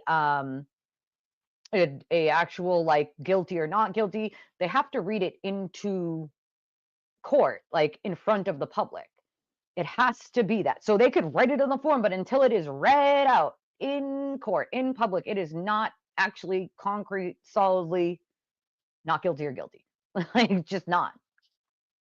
So it can't be double jeopardy. It just does not apply. Like, so, I mean, I told you guys there was a 0% chance that would happen, and now lo and behold, it didn't. Like, it failed, and they knew it would. That's the part that gets me, is they knew it would, and it'd be a waste of money and it'd be a waste of time. They did it all for the, like, look what we're doing. It's so corrupt because we had to do this. Like, they knew what they were doing. It was all one big publicity stunt and a waste of money. But who cares when you have people just throwing money at you when they're not getting their large pizzas? They're getting small pizzas, you know, for their poor family so they can give it to Karen while she stays at the Omni. Oh, you're totally welcome, Francesca. Yeah, there's only certain things that judges are allowed to do and not allowed to do. So, and there's reasons why, right? Yeah, I agree with that as well, Potluck. Yeah, he didn't. He was all mad. Like, correct. He was not. It doesn't even matter. Even if he was a journalist when he intimidated witnesses, there's no journalistic privilege in the state of Massachusetts. And it certainly, there isn't a journalistic privilege that allows you to commit crimes in any state. So, well, that's another thing. You'd have to believe that a jury, which wrote such eloquent letters to the judge, right? Notes, were all dumb enough to not ask any questions, even though they had already asked a question in the beginning, that they would not have asked any questions to clarify if they were confused in any way. Stop it. I can't. Like, oh, I appreciate it, Cox. I really do. And I want to, believe me. If I had it, you know, the money and the time, I would do it right this very second. I just unfortunately don't have that money or time to take that under my wing. Yeah, they do. Jackson's little digs after his cross constantly. That's another thing. And that's something that, like, I gave when it came to the judge. Like, she should have shut that behavior down in her courtroom a very long time ago. If she had, then maybe we wouldn't be at this point. But the defense learned very quickly that they could just get away with it. They would just get away with it, and like it would be okay. Like, it didn't matter because, you know, Bev's never going to do anything about it. And so that's like where their mindset was. And to be fair, still is. Because even after all of what happened with Arca, he got up there and gave an answer to the judge that was so ridiculous. And like, she's like, you know that Fanning never went into the courthouse, and you knew when you filed this under the pains and penalties of perjury. And she reads it and the date that he signed it, and is like, Mr. Jackson, you knew on this date that he never entered. So I don't understand. Like, and is that your explanation? She said. And he said, well, yes, Your Honor. And then went more into it. And it's like, you're lying right to the judge's face. Afterwards, she looked at him and said, I just want you to know, Mr. Jackson, I'm not satisfied with that answer. And she shouldn't have been, because right after the whole Arca debacle, here you are again in her courtroom lying to her face. And she knows it, because the court clarified with him specifically. So it's like, the court told you he never entered the courthouse. Well, we take the court at its word, but still prove it. But we'll take the court at its word. Like, the judge is not going to accept that as something that's okay, you know? Oh, I know, right? You voice it as much as you want. They don't like it though, just so you know. Like, right?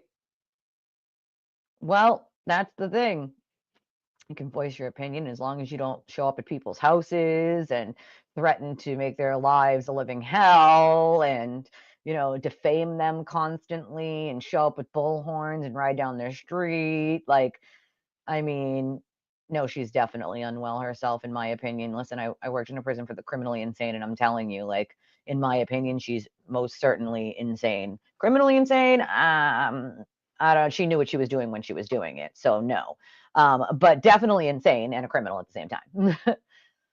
Yeah, Maria Russell. If she's an expert in dogs, I'm an expert in law. And listen, I know quite a bit, but you can't just read books and like never be certified in anything and say you're an expert. Never mind that to be an expert in Massachusetts wasn't it Jackson that argued you had to have like a scientific way just recently to get to that, and she did not. Not only that, but when she sat in voir dire, Brennan asked her, like, so we took a mold of the dog's mouth, right? As a doctor, wouldn't you have wanted to see that mold to match it up and see? No? Like any normal person would have said, yes, of course that would be helpful. Not Dr. Russell. Not Dr. Russell. I'm an expert in dog bites because I saw 100 animal bites, not even all dogs, but 100 animal bites. And Brennan pointed out, like, so only some of them were dogs, correct? Yes. And most of them were police dogs, correct? Or all of them were police dogs, I think he said, that were fatal. Right? And it was like, yeah, so it's like, lady. Well, I read scientific papers that had a portion of something that had something to do with pattern recognition. Well, do you have any certifications for pattern recognition? No, no, you don't. No. Oh, do you teach pattern recognition? No. Okie dokie then. Like, no one. Oh no, that's not good, Ellen. I'm sorry, that stinks. No one. I don't know. I was a weird kid. I was a nerd. I mean, I'm still a nerd to be fair, but like, I don't know. I would just sit in my room for hours just reading. Like, oh yeah, they're definitely soap opera style actors, that's for sure. But yeah, Dr. Russell's not an expert in anything other than rolling her eyes and huffing and puffing when she gets mad that she's being asked questions that are valid. I would love to do that. I would absolutely love to do that. They would have to work around my hours though, which are chaotic at best at the moment. See you later, Francesca. Yeah, that stinks that you lost your roommate, Ellen. I'm sorry.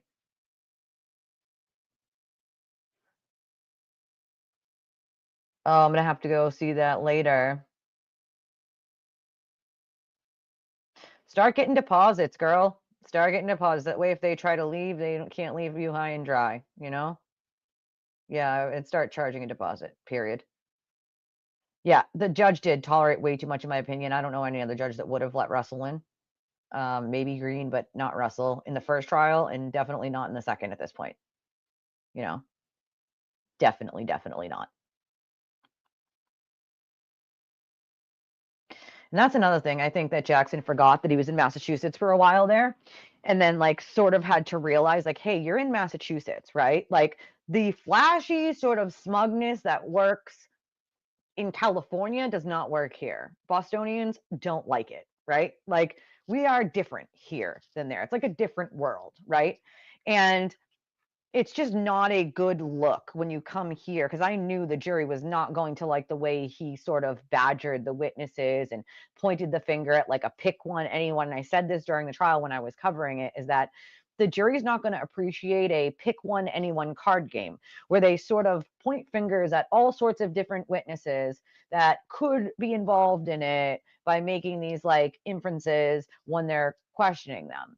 Jury's not going to buy that. If you're trying to sell a theory that it wasn't your client, then you better have a good theory of either who it is or who you think it could have been. Like, And no, the defense, people argue like, oh, well, the defense doesn't have to prove anything. No, they don't. But if you're going to try to get your client off, you might want to, especially if you're trying to use a third party culprit defense, which requires that you have a third party culprit. Like, so it's like, if you don't have a third party culprit, you don't get to just point fingers at 75 people. That's not the way it works. Like, yeah, I was guessing 22. That was actually my number. 20. That's what I guessed because I think it was 16 last time and we almost ran out. It was either 16 or 18. We almost ran out. So I was like, they better get at least 20 this time.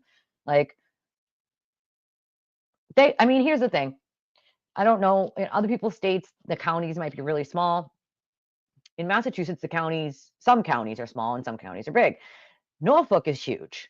It's a huge county. There's like, I think someone said yesterday, and I didn't verify this, but I'm just what somebody told me yesterday in here was like 750,000 people in Norfolk County. So there's quite a lot of people. And there are a lot of people that don't even know about this case. Some people are like, what's a turtle? What's a sewer turtle? And what is a reed Karen? What is this? Never heard of it. Like, so there are plenty of people who don't know any of this. Like, so no. Is that new? Did that just happen, Maui? Because I read, oh God, or is that one I missed? Yeah, no common sense. You can say that again. Hey, Beach Dance. Oh, yeah. I mean, that picture that everybody likes to say is fake with Jackson with his arms around Karen, it's 100% real, FYI. And that happened. So, of course. Yeah, I mean, I think the judge definitely needs to take control, and I think also she needs to lay the hammer down because if she keeps doing these like, oh, slap on the wrist things and letting them go, letting them go, letting them go, like they're gonna get worse and worse and worse. That's just the way that they're operating, unfortunately. Like, yeah, I did see her kind of be a little hard on Lally last time. So I love that when they say like, "Oh, she's so corrupt. She gives to the no." Do you know how many things that she's denied from the Commonwealth that should have been easy peasy lemon squeezy like approvals? Like, and I'm like, that doesn't make any sense. Why would you deny that? Like, to me, it's like she was giving the defense a little bit of a win because she had denied so many of their motions, but those were denied on sound legal ground for legal reasons. Like, so I feel like she had to throw the defense a bone at some point and give the Commonwealth some denials on things that should have been allowed just because the defense was on a roll with having things denied, but rightfully so. Like, I think that the jurors need to be sequestered that's my opinion. I don't think they'll do it if they don't like to even do it in the state really at all. It's very rare, but I think that they should. I think if any case that it should apply, it should be this one. Like, oh yeah, they love calling the judge a liar. Or as Alessi did, he wanted to tell her the dictionary version of words that she said, and in the context that she said it, which is basically like saying, Your Honor, you don't know what you said. I know what you said. Like, I could not believe he did. I was like, wow, that's like lawyering 101. Don't insult the judge. Don't insult her intelligence and don't tell her what she said or what she meant by what she said. That is stupidity. Like, yep, definitely. Batshit crazy. 100% agree.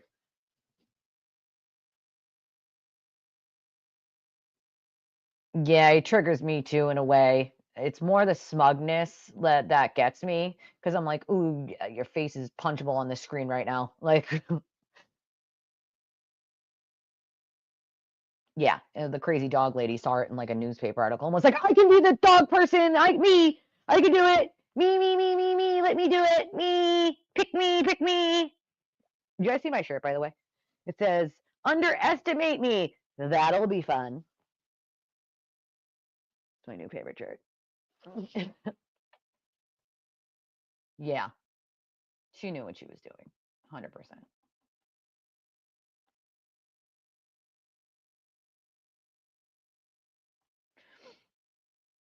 Yep, you should, Ellen, change it. Yeah, very fake, Emily. Like super duper, like, because that's the thing. He knows half of the shit he's saying is bullshit. He just has to make it sound good, you know? Yeah, I mean, saying that just made her look like a quack, which, as we know, she is, but it made her look even worse. So that's the other thing. We're dealing with quite a few narcissists in this whole thing, right? You're dealing with Karen. You're Oh, Emily, that's a really good question. I'm going to answer that in 2 seconds. Give me 2 seconds to answer that after I finish this. Here, let me put yours up on the screen while I talk about this. You're dealing with a multitude of narcissists. You got Karen, you got the sewer turtle. Those two alone need attention, right? They need their ego fed, right? That's why they love to tell people how awesome and great and amazing they are, right?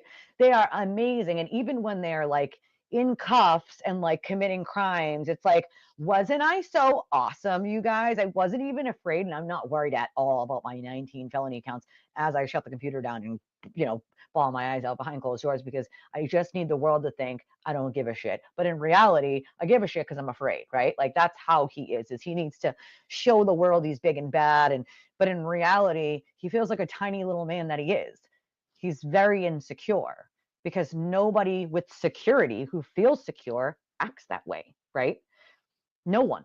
If you're constantly lashing out at other people, if you're constantly literally making up evidence for your own case to try to prove someone else did something they didn't do so you don't get caught doing what you did, and you've done this in a multitude of cases over the years that have been against you, civil or criminal,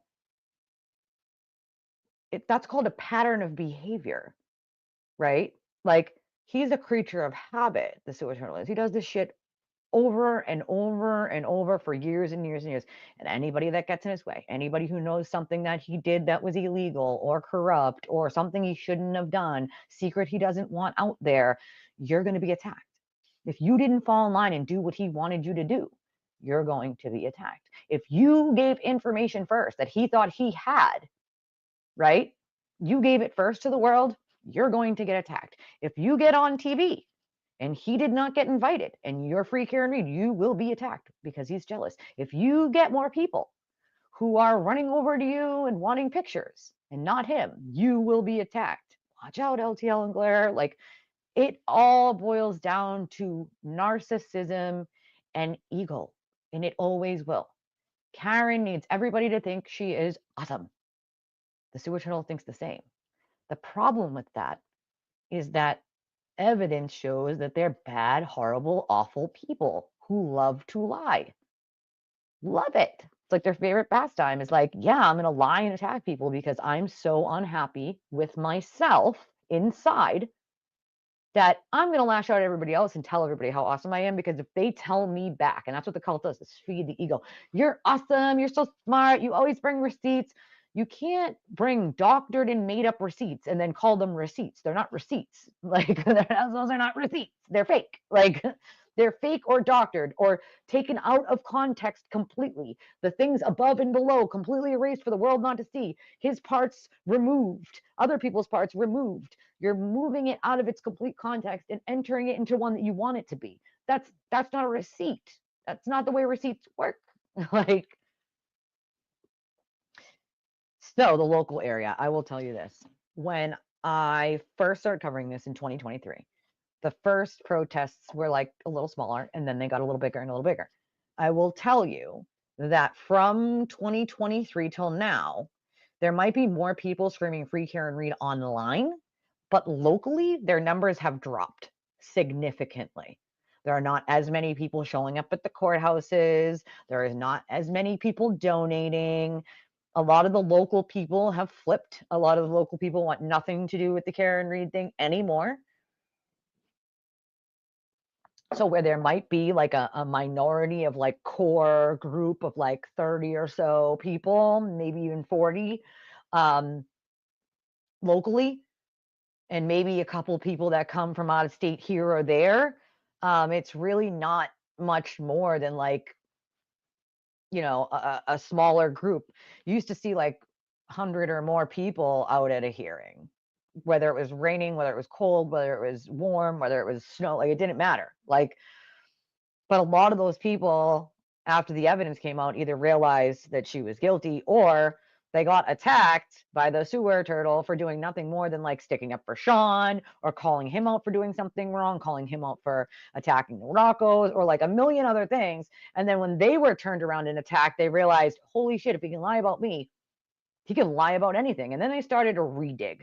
through things and realize, oh my God, oh my effing Lord, I cannot believe I was a part of this. They step back from the cult at that point and realize, holy shit, I was wrong the entire time. I feel terrible about the things I said or did to other people.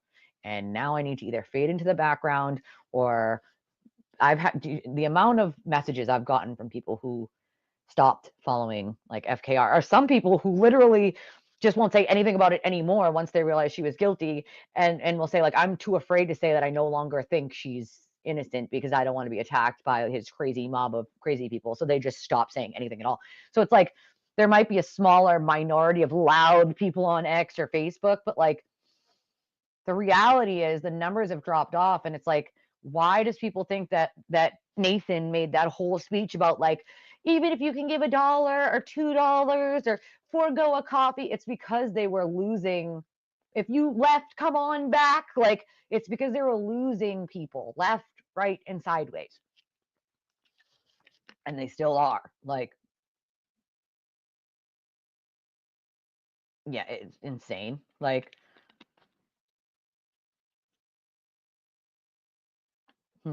most people don't know how things work, but that picture was authenticated when it was given to the original place. So, you know, I'm just saying, it's a real picture, okay? It's a very real picture.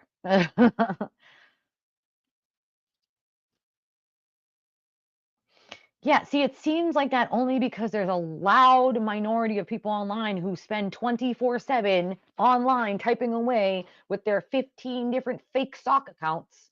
And when I literally say like there's at least 6 people I know of that have 5 or more stock accounts on that side alone, like I'm like, who has the time for that? Like, I use one account, my account. That's it.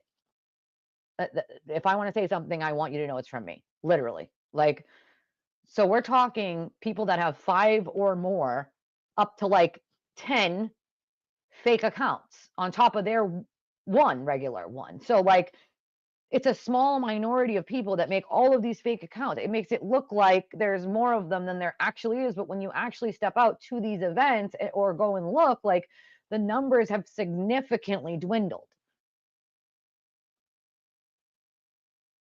It's emotion. I'm gonna have to look. He is a brown noser, but that's not helping him because Judge Canoni does not appreciate the brown nosing. She's just like, yeah, no, I don't need the compliments, dude. Just go with your argument so we can get this over with. Because he's a windbag and doesn't shut the hell up. Like, that's part of the problem, you know? Like, dude, we don't need to hear 77 different things from you.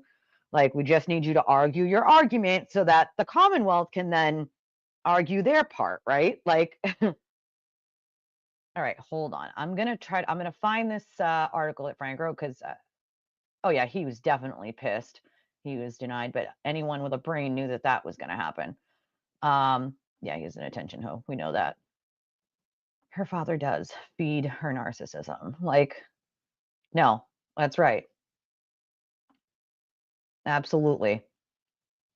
The way they behave is not normal. It's literally like bullying. Like, what are you in 5th grade, dude? Like, yeah, they wanted to exclude the family and the witnesses. I read this one earlier from the courtroom. The judge is never going to approve that. I mean, once again, that was like, put out into the to the public as a like a, oh, look what we're doing. Like, no judge would allow that.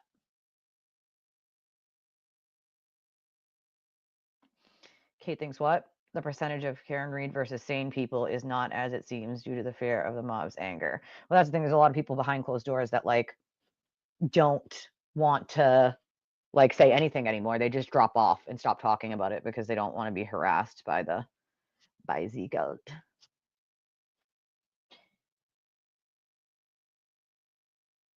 Yes, yep. So I did go over that earlier, but yes, they filed a motion to prohibit references to any pending IA, which are internal affairs investigations, or any internal affair investigation that ended with finding basically nothing. And yeah, it is prejudicial. I do think that the judge will absolutely allow that motion from the Commonwealth. There's no reason not to. It's prejudicial. There's no actual reason to have it be discussed at all in a trial.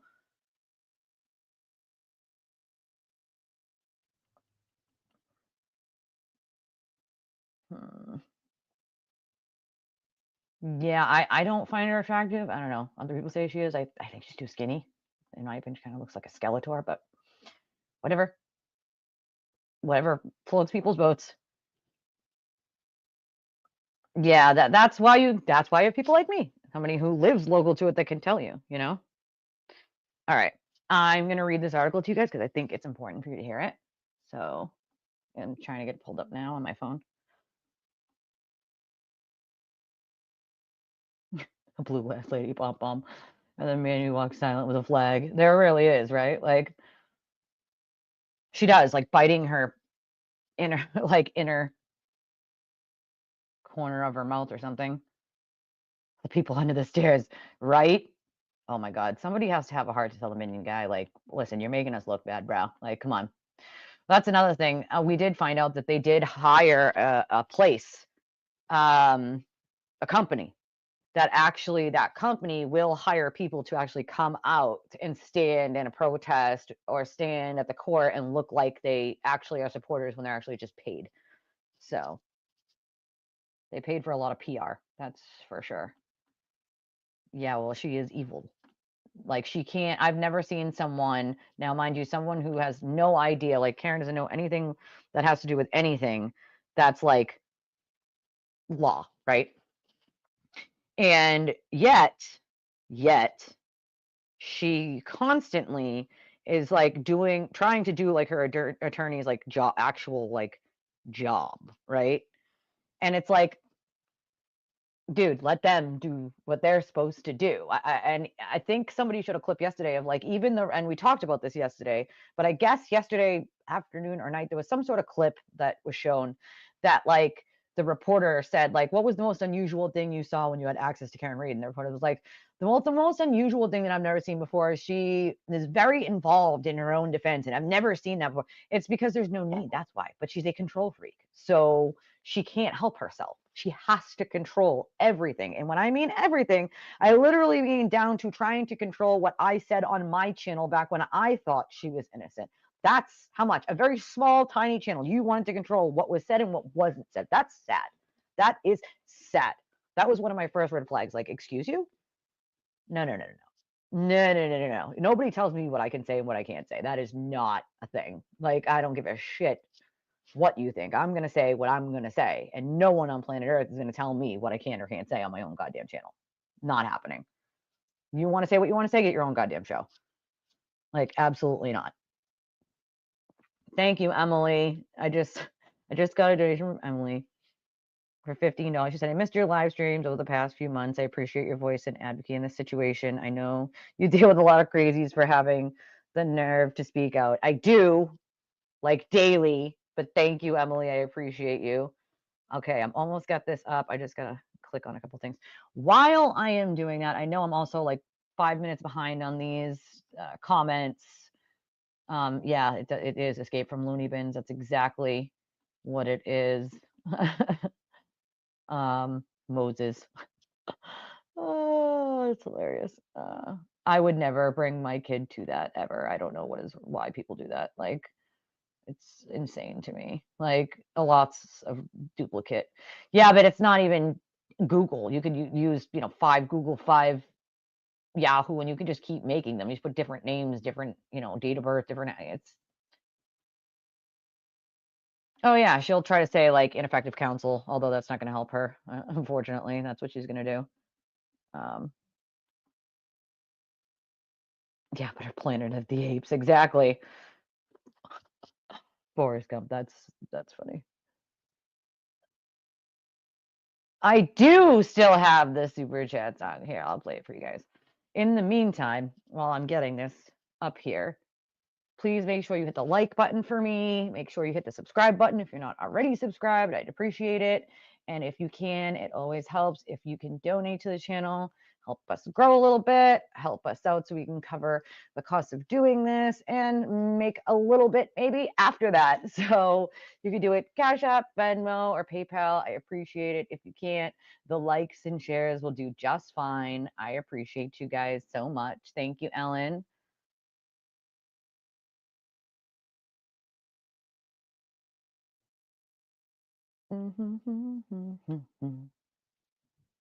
Yeah, I had to do a whole different one. My email is no, this email, the one here is my PayPal. I had to do a whole nother one. I had to actually use my business one from my old business before COVID. But you also can email me if you need to communicate with me, which is twistedtragedies3@gmail.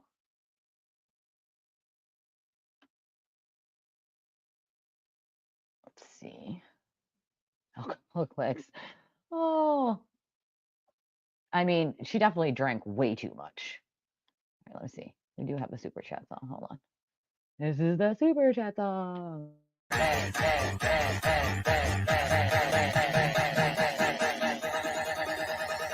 think we got a super chat. I think we got a super chat. Free care and read, everyone. Free care and read, everyone. I can't. Yeah, the defense really did try to keep the O'Keefes out. It will not work, though. The judge definitely is not going to allow that. Like, yes, sir. We'll be here, of course, at least for a little bit. That would be great. That would be like Insta Karma if they do it like right now. Like all of a sudden they went to their bank account and it was $0.00. Like Insta Karma. Yeah. I mean, all right, let's see. Let me get this up here. Come on. All right. Sorry, my screen was not cooperating with me here. My phone screen has not been cooperating for like a day and a half for some reason. Like, look, pressing a button, not doing it. Okay, here it is. Yeah, I mean, I always try to give everyone the benefit of the doubt, right? Anybody who knows me in real life knows I like people in general. I'm a people person. I absolutely love people. That's why I got into advocacy to begin with. I've been a volunteer advocate on 18 years. Like the reason I help people is because I like people, right? Like if I could help them monetarily, I would. If I was a millionaire, I would help every person that I help, whether it comes to like domestic violence and finding them resources that they get the help that way, or getting them, medical rides. Like I help with all sorts of different things. If I had the money to just give each person money to solve their problem, which a lot of the time it is really unfortunately like money that they need to solve this problem. Money to move out of domestic violence situation, money to get to the doctor, to get a car. Like most of the time money would solve the problem. So if I was a millionaire, or even if I had a car, I would just drive people to the doctors that needed to go, but I don't anymore. And I can't afford to buy another one. So, but most of the time there's a problem and I help them solve it, right? Like if I was a millionaire, I would just write checks. Like here you go, here you go, here you go, here you go. And then they wouldn't consistently need like a medical ride, like it goes through your insurance and like every month the doctor has to like re-sign up for the dates you're going to go and the dates you're going to come back. And it's a hassle, right? It's a hassle. And a lot of people who are sick can't do all that once a month. Somebody else has to do it for them, right? Like, so, I mean, listen, if I hit the lottery one day, no one will ever need help with that kind of stuff again. I would set up like a fund for that, I would buy all the empty schoolhouses because we have a lot in Massachusetts, and I've thought about this for years. I'd buy all the empty schoolhouses and turn them into apartments where people only had to pay their electric and their like their utilities. Like I'd pay the property taxes on it, I'd own it, right? I'd pay the property taxes, I'd pay the water and the sewer, like in the trash pickup, and you just pay your electric and your gas so that you can save to buy a home, right? Like that would be the thing is you have to save like some money to buy a home since you're not paying anything but your gas and your electric. Although both of those are through the roof here in Massachusetts. They need to do something about that. Literally. Like you don't actually have to have a certification here in Mass to be a paralegal. You can just be a paralegal. So Okay, we're going to read this. Frank wrote this. It's really good. So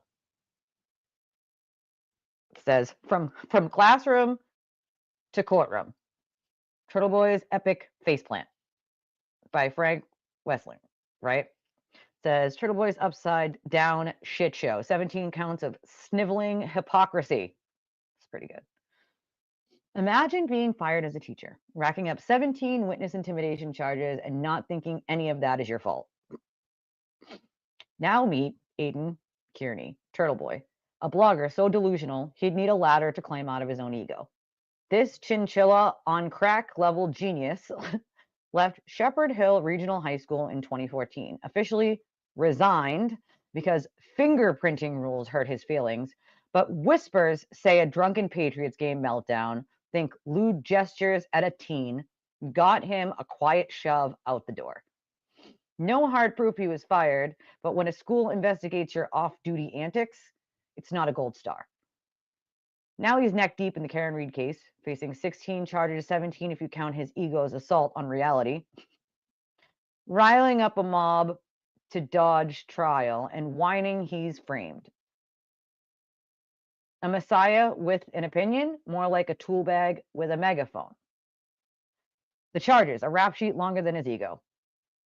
Kearney's facing 17 counts of witness intimidation tied to his unhinged obsession with the Karen Reed case. A messy saga where Reed's accused of killing her boyfriend, a Boston cop. Instead of playing armchair detective with a shred of dignity, Kearney's been picketing witnesses' homes, harassing them, and allegedly teaming up with a police dispatcher to dig up dirt. That's not investigating. That's a one-way ticket to a courtroom, and now he's whining that he's framed. Framed? Please. The only frame here is the one holding up his delusional self-portrait as a martyr. 17 charges don't just fall out of the sky, buddy. You earned them. The women thing. Pathetic doesn't cut it. Speaking of sewers, let's talk about how Kearney treats women. I love how he said, speaking of sewers. We call him the sewer turtle here. So amazing. Posting revenge porn isn't just scummy. It's the move of a weak, spiteful little man who can't handle rejection. Kearney admitted under oath to posting nude images of an ex, a detail he conveniently leaves out of his martyr mythos. In Massachusetts, revenge porn is a festering issue. Lawmakers are still scrambling to plug the gaps in the law, as highlighted in a January 2024 Boston Globe opinion piece. The article argues that the state's outdated statutes fail victims, pushing for a House bill with tougher penalties and clearer protections against this kind of abuse. Kearney's not just a footnote in that debate. He's a glaring example of why it's urgent. And that alleged Patriots game incident, getting plastered and mimicking a sex act in a teenage girl's face, that's not boys will be boys. That's a predator in a cheap hoodie. Whether he was canned from teaching or quit over fingerprinting, his story, not ours, it's clear he left under a cloud thicker than his skull. Real power doesn't come from degrading women, Aiden. It comes from having a spine, something you clearly misplaced years ago. The hypocrisy, a masterclass in projection. This guy's got the nerve to trash Michael Proctor, the lead investigator in the Reed case, for some crude comments. Words, mind you. Meanwhile, Kearney's resume reads like a horror show. Allegations of sexual intimidation of a minor and an adult, plus posting revenge porn of an ex. Proctor's off-color remarks are a fart in the wind compared to Kearney's hurricane of sleaze, but does he own it? Nope. He deflects like a pro, slinging mud at everyone else while pretending his own hands are clean. Hypocrisy doesn't even cover it. This is a guy who'd need a ladder to climb out of the moral sewer he's drowning in. The cult leading the lemmings off of a cliff. Then there's his fan base, those true crime junkies on X and Reddit who worship him like he's the second coming. They're so busy thumping their First Amendment Bibles that they can't see the obvious. Free speech doesn't mean you get to harass people or intimidate witnesses. But Kearney's got them hooked, feeding their egos with his loud mouth. Oh, hold on. Sorry, I gotta wait for that to whoop. Feeding their egos with his loudmouth rants and conspiracy theories. It's a cult of wannabe sleuths, and he's the ringmaster, turning a tragic case into his personal circus. They call him a hero. The rest of us call him a menace. And let's not forget his pals, like William Blair Lang, who dresses up as Agent Smith from The Matrix, while Kearney neotizes himself as the hero in a world he doesn't even understand. It's a cosplay of delusion, with Kearney dodging imaginary bullets and missing the point entirely.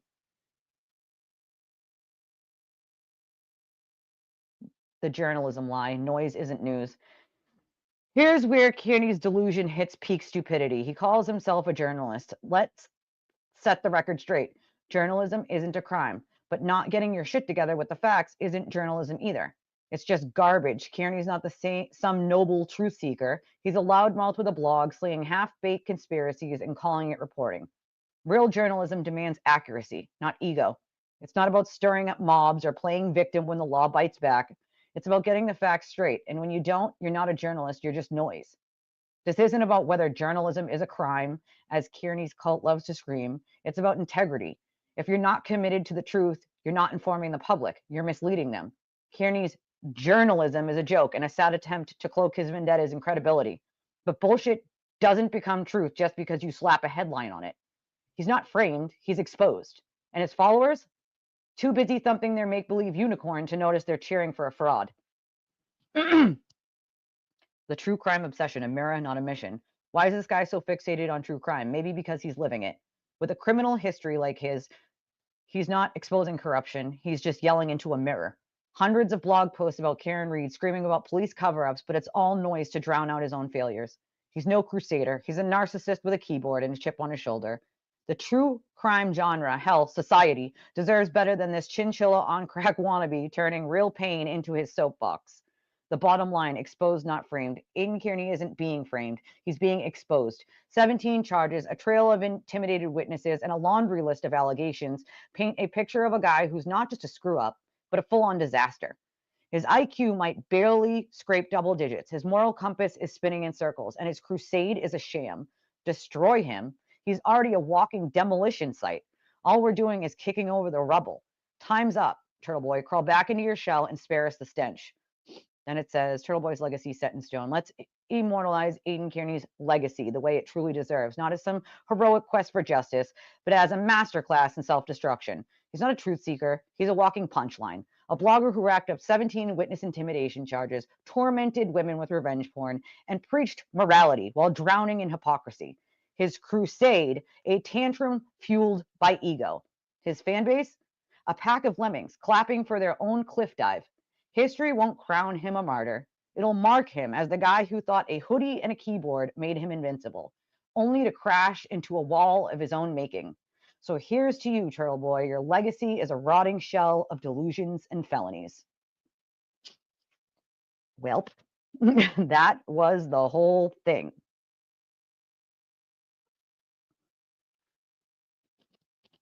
That was the whole article, but it pretty much wraps everything up into a little bow. Okay, like it's sad.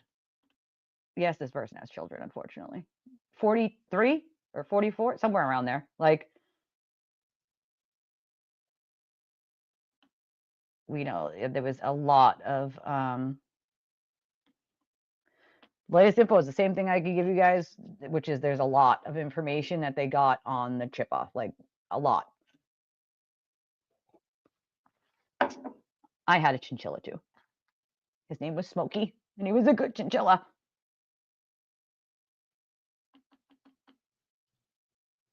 But that was a good article. Maybe Freak, when he gets back, can put the link for Discord in there, because I do not have it on me at the moment. Mine's on the phone, and I'm on the computer, and I'd have to sign in and do all that, and I forgot to do that beforehand. Yeah, it was a little creepy. I was answering this, but yes, it was a little creepy. Oh yeah, he goes after everyone. It's like a like never-ending, thing. Once he thinks you're like, like it's his revenge, right? Like revenge. But the funny part is the revenge is more about hiding what anybody could tell the world about him and just like trying to make you non-credible so people don't listen to what the truth is. That's what he's hiding by attacking people. It's the people who are telling the truth about him that he attacks. He's trying to ruin their credibility so that nobody actually takes what they're saying about him seriously. It's all to hide his own conduct.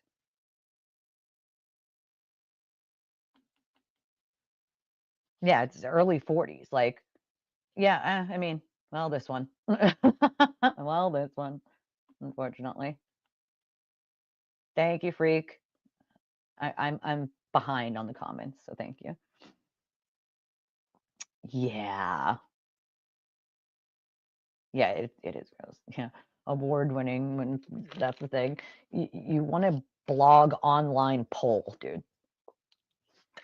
You didn't even have credentials. You don't get to call yourself an award winning journalist. That's like so far from the truth. It's not even funny. Like, I know the chinchillas are so cute though. Literally. They're fuzzy and cute. Yeah. I mean, it's true. Like, yeah, none of us disagree. I'm just going to say that all. Nobody disagrees with any of that. Like, I feel bad for any kids who have to see any of that. Like, it's just not okay. Like, well, that's because they had a, let's just say, voluminous amount of data they had to go through. Oh, damn it. I think it is. I think you're right. I think links are blocked. Damn it. You know what I'll do? I'll put a comment of it in the video after it's over. I'll go, or someone else, if they have it on hand, can just, when the video's over, put it in the comment. Well, that's the problem, right? Is like, he's been doing it for years. Like, for years. It's like a practice, right? He's been practiced to do this shit to people for years. So it's like, my problem is with people who still believe it, even when the story changes, depending on who he tells it to. It's like, bro, if you haven't caught him in numerous lies by now and you have not figured it out, like, come on.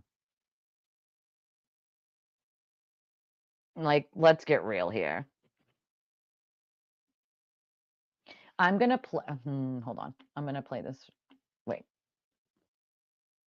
Let me make sure somebody's watching.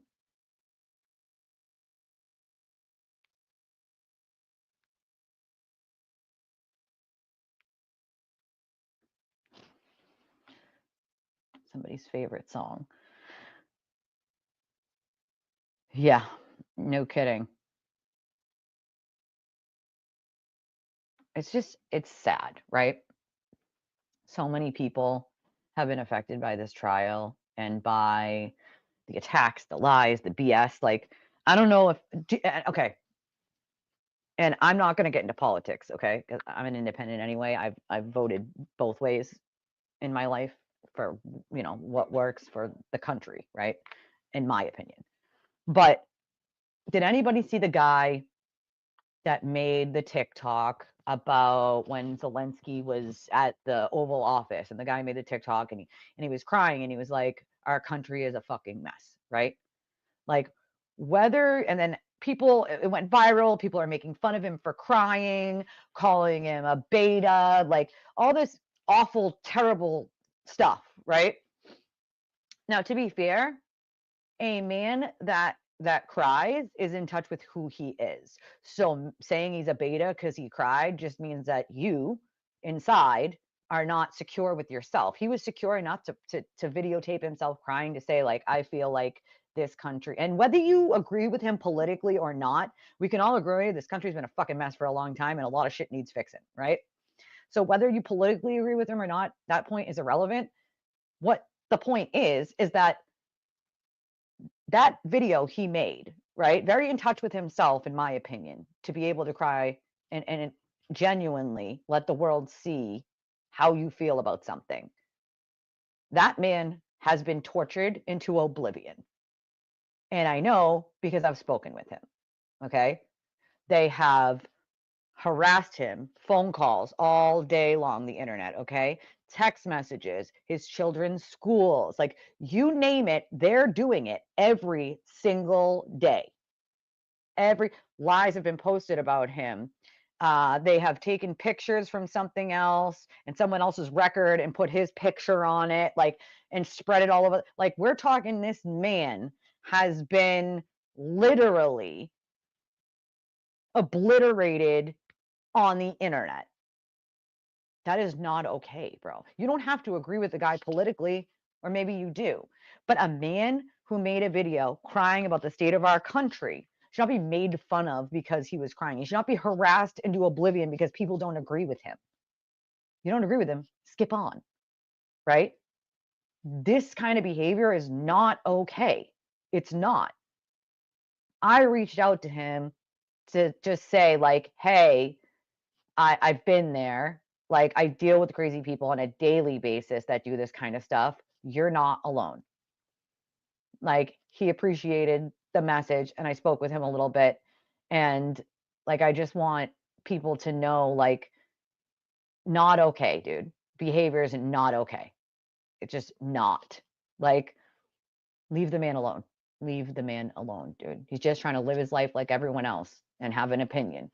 You don't have to agree with his opinion if you don't want, but that kind of stuff, like, come on, man. Like, why? Just why? What's the point? Posting something you don't know to be true and reposting it. And that's the problem, is like, somebody will post something completely fake or wrong about you, completely not true.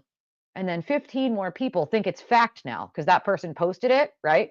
And then they post it. And then 15 more people. And then 100 more people. And now there's this rumor and this fake thing that has been posted about you. Now times that by 500 million, like, and different lies everywhere. And that is what people deal with when it comes to the cult. And that is what this poor man is dealing with when it comes to just the internet in general, because they're harassing him on multiple platforms. I mean, just like I've had to deal with. It's insane. One big difference is I have a show and his was a TikTok. Like, you know? Yeah, it seems very desperate to me too. Also, like, don't expect people who know nothing about law to talk about a legal precedent either. Like, literally. Like, but I want him to know, like, he's not alone. And like, if you guys have a chance, if any of you are on TikTok, I would really appreciate it if you went over there and just showed him a few like words of encouragement, um to say, like, hey, like, you're not alone, you're not by yourself. So if anybody wants that information on his, I'm not going to say his screen name on here because I don't want other people harassing him who hate watch me, but you can message me on X or send me an email and I'll send you the name so that you can send him a message, because I really think that he could use some nice messages right now and letting him know, like, we've dealt with this, you know, like, this isn't something that we don't know about, and we've watched what it has done to people, and he's not alone. And if he needs our help with anything, whether it's, you know, calling his local lawmakers or ours to try to change some of this, like, I told him to just let me know. um but I think it's important that he knows that he's not alone. No, thank you, I appreciate it, Cox. Yeah, don't expect people who have no idea about law to read some sort of precedent. I don't know what the hell she's talking about. It doesn't. Said the BA will be tossed out because some 2024. What? No, it won't. No, no, there might have been a change in law, but it's not just going to be magically tossed out. Like, no. Oh yeah, both. It'll be like a tumbling. There's no doubt it's going to happen. It's just like, hurry up already. You know, like, karma needs to do its job. Like, and I haven't either. I've also never heard Karen say that she loves John. She's called him my body, or that body. Sorry, that body. People complain all the time that, like, someone else made like a comment. Oh, Jen called him that man. Like, that man. Like, okay, well, it's not going to get them to come faster if she says my police officer friend or John. They're still going to have to come as fast as they can, regardless. Um, and Karen has called him that body. Okay, and when she speaks about him as if it's his fault. But I need to play this. I need to play this for my friend because it's her favorite thing ever, and I'm just gonna play it real quick.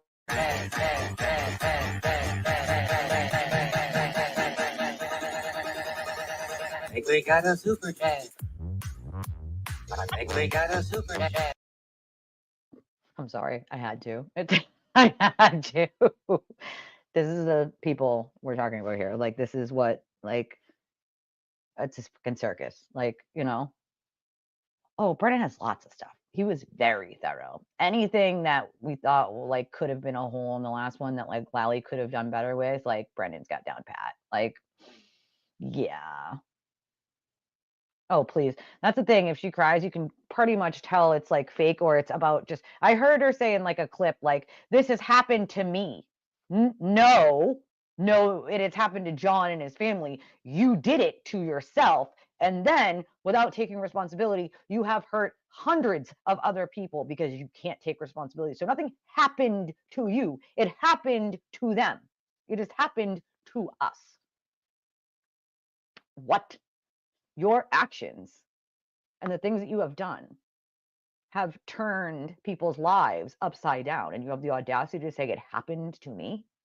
No, Karen, you did it to yourself, and you refuse to take responsibility for what you did, in turn creating this circus that has hurt hundreds of lives. Like, the audacity of her to say something like this happened to me. Like, I'm sorry, what? No, it happened to Peggy. It happened to Paul. It happened to the witnesses who have been harassed into oblivion and anybody who stuck up for them, me included. Like, what? It didn't happen to you, Karen. You happened to everyone else. Like, thank you, freak. You don't have to agree. It's not about that. It's about making sure that people don't become normalized to thinking it's okay to like harassing people into oblivion. Like, it's not normal behavior. It's unhinged behavior. It's not normal by any stretch of the imagination to be doing that to people, especially people you don't know. Sharing information that you magically think is true because someone else shared it online. It isn't. A bunch of false information gets shared everywhere about this guy. Like, not okay. People are calling his phone, texting his phone, sending him messages on all platforms, calling him names, threatening him, like all the same shit that I dealt with. Like, it's not normal, nor is it okay.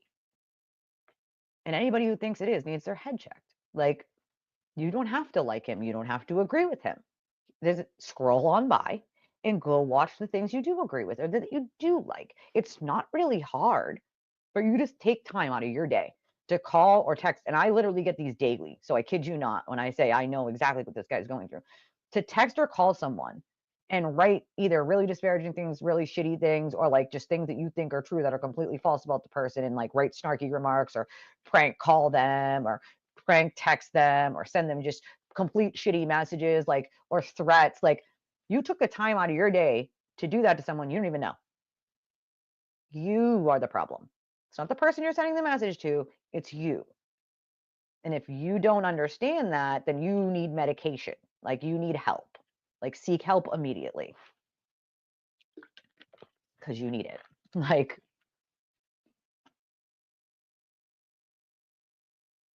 yeah, because that's all she cared about, right? Like, is her stuff. Her stuff, Like, I know they do, apparently. I don't know. It's amazing to me. I'm like, do people ever sleep or get offline or I don't know, do any of those things? Like, I like hadn't checked Twitter in like 2 days. Like, I sometimes I don't check it for days. Others, it's a lot of hours in between any time I'm checking it, and sometimes it's just messages that I'm responding to. Like, it's legit. Like,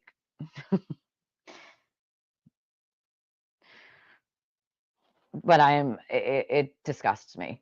And I think that like I had to send him a message to let him know like he's not alone. Like, it's a shitty thing to do to people. Like, leave the man alone. Yeah, she's thinking about her stuff and herself, unfortunately. Like, oh, Hank got lots of stuff. Hank got lots of stuff. Like, well, they've gone through 2, as I understand it, and there's 5 in maybe a computer, I think, possibly. But Hank just wants the 2 that were working at the time that he knows of, and I'm assuming the 2 that he communicated Karen on the same 2 numbers he still has now. So he wants those, and I have no doubt that Hank will get those. Hank wants to. Whatchamacallit, Cosgrove has them. So he wants the 2 from Cosgrove to go through the communications between him and Karen to show consciousness of guilt for Karen, which is extremely intelligent move. I absolutely think he will get justice. That's the thing. That's what I find funny. I say to people, like, when they're like, "Oh, you're the aunties, they're so bad, they're terrible people." Like, I'm sorry, does Karen get harassed? Because I know that she doesn't. Nobody harasses Karen. Want to know why? Because most of us are like, yeah, that's a shitty thing to do, and we refrain from harassing people. Like, it's not like a thing that normal people think they want to do anyway. I'm not like, oh, today I think I'm gonna harass this asshole. Like, no, I normally just ignore people.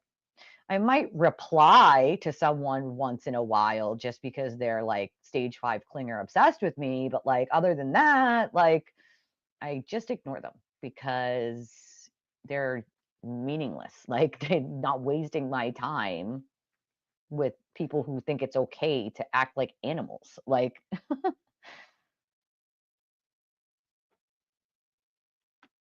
well, Karen's saying that like when she entered the house, they must have seen the damage to her taillight, but didn't she pull in behind them? I'm not understanding. Like unless she got in it. Wait, did she get in?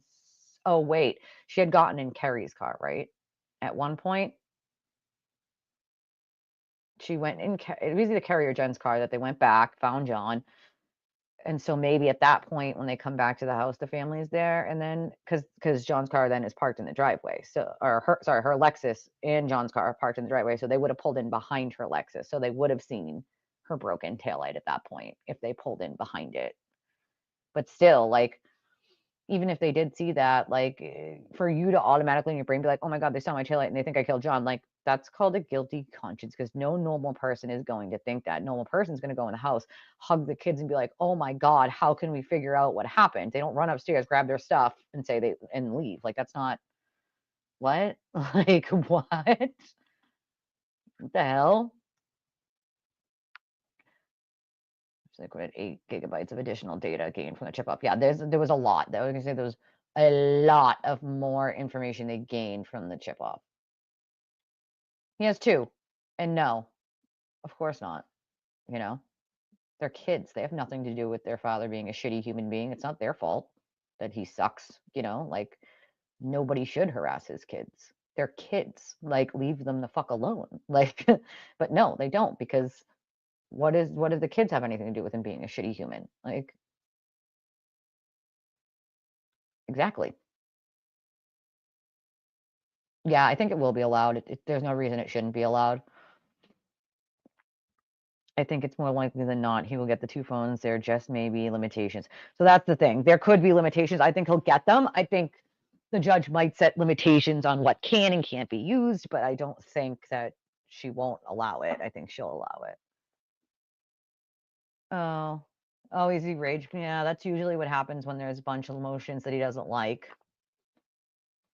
He also doesn't explain them properly, says things that are completely not true, not even legal, and not even something that would happen in the legal world. Like when he told everybody that if Karen was found not guilty, that magically his charges would just like disappear into thin air and go away. Like that would never happen. That's not the way the legal system works at all. Like, I don't really know why anybody listens to him when it has anything to do with the law because he clearly has no clue what he's talking about.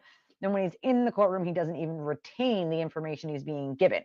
He's more concerned about where the camera behind him is so it can catch his computer and where he can stick his head in so he'll be seen than he is actually paying attention and retaining any information.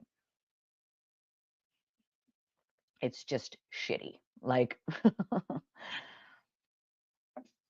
yeah, she was worried about, and this is what she told Gretchen, she was worried about there being some sort of, and I knew this way back. I think you can go back to some of my really old videos and see this. She was worried about there being some sort of electrical like fire or something if she kept driving it because there were like wires that were like exposed because of the broken tail light, and she was so worried about that. Yes, they would give, if it was allowed, they would give the jury instructions for consciousness of guilt and how it can be applied to what they decide and what they don't decide and how they can take it into account.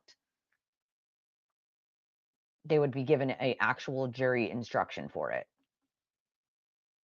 I think they gave a jury instruction for it last time about her statements when it came to stuff that happened in Bermuda or whatever it was they were. I'm pretty sure the judge gave an instruction at that time about something similar.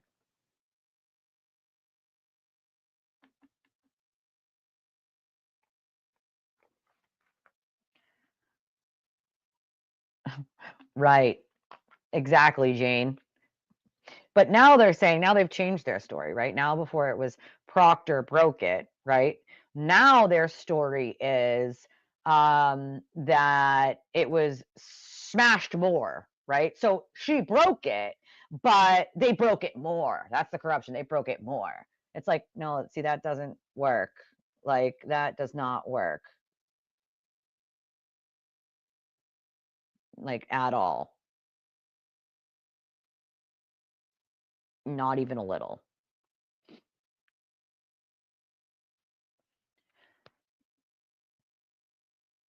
Oh yeah, I have not seen that person, but there is actually someone apparently that said that they spent thousands, like thousands and thousands, if not 10,000s or something, into helping her. Apparently, there is someone, I don't know who it is, but someone talked to the person or someone spoke to them or whatever. I'm like, what? Well, hope one day you can make that money back somehow. Well, that's the thing. You have to know that when he starts freaking out or attacking people, it's because either he did something wrong, okay, because that's the pattern, or he's trying to hide something. Usually, when he starts freaking out and lashing out, is when he's panicking because either something is about to come out, something will come out, or he's trying to hide something, whether it's about him or Karen or whatever. Like, you can almost bet on that. Oh, bye, Potluck. See you next time. We will try. I don't know if that's her or not, but if it is, I feel bad for her, honestly. I honestly feel bad. You know, that's terrible. Like, I don't wish anybody to be lied to and duped that way, like, especially into like tens of thousands of dollars, like for a murderer. Like, oh no, like, no, not even a little. Well, that's another thing. She said a lot of her donations, and you have to remember, it's not just what's in her, like, people forget that it's not just what's in her, like, legal fund. She constantly gets thousands and thousands of dollars sent to her PayPal or her Venmo. I think it's like 5 or 10,000 they said is allowed at a time on Venmo. So like that, she gets that like pretty regularly from these like dinner with Karen and her attorneys things that they raffle off for however many, dollars at a time. Like, it's a little crazy to me. Like,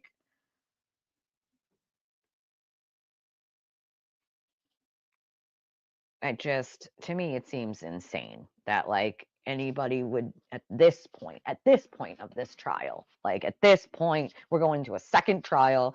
A ton of evidence has come out, and like, I just, I struggle to understand. Bye, Eva. I struggle to understand why, if there's evidence in front of you that contradicts things that she's saying, that you can't take them and go, these don't fit together. So, like, obviously, something ain't right, right? Like, I struggle to understand why people can't understand it's like this is because you. I know, like, for some of these people, at least the ones who come to me privately and say something, it's because they're ashamed of their behavior and the things that they said about people, the things that they did that they wouldn't have normally done. And I tell them all the same thing, which is, well, you didn't realize that you were in a cult. Although we tried to tell you, you didn't realize it. Like, the best thing you can do is admit you were wrong and make an apology to the people that you hurt, because even just apologizing might go a long way. Just saying that you're sorry and that you realize you were wrong goes a long way. Like, get it off your conscience, dude. Like, but you can't just, if you just say nothing, then what kind of person does that make you? You just went along with everything they did and even might have done some things that you're not, too proud of yourself. And then when you realized you were wrong, you just faded away and didn't bother to correct it. I can't do that. I don't know how anybody could do that. It's not the right thing to do, especially if you've hurt people by spreading lies, misinformation, or sending them messages. Like, admit you were wrong and say you're sorry. It's, come on, man. Like, yeah, first rule about Fight Cult. You don't talk about Fight Cult.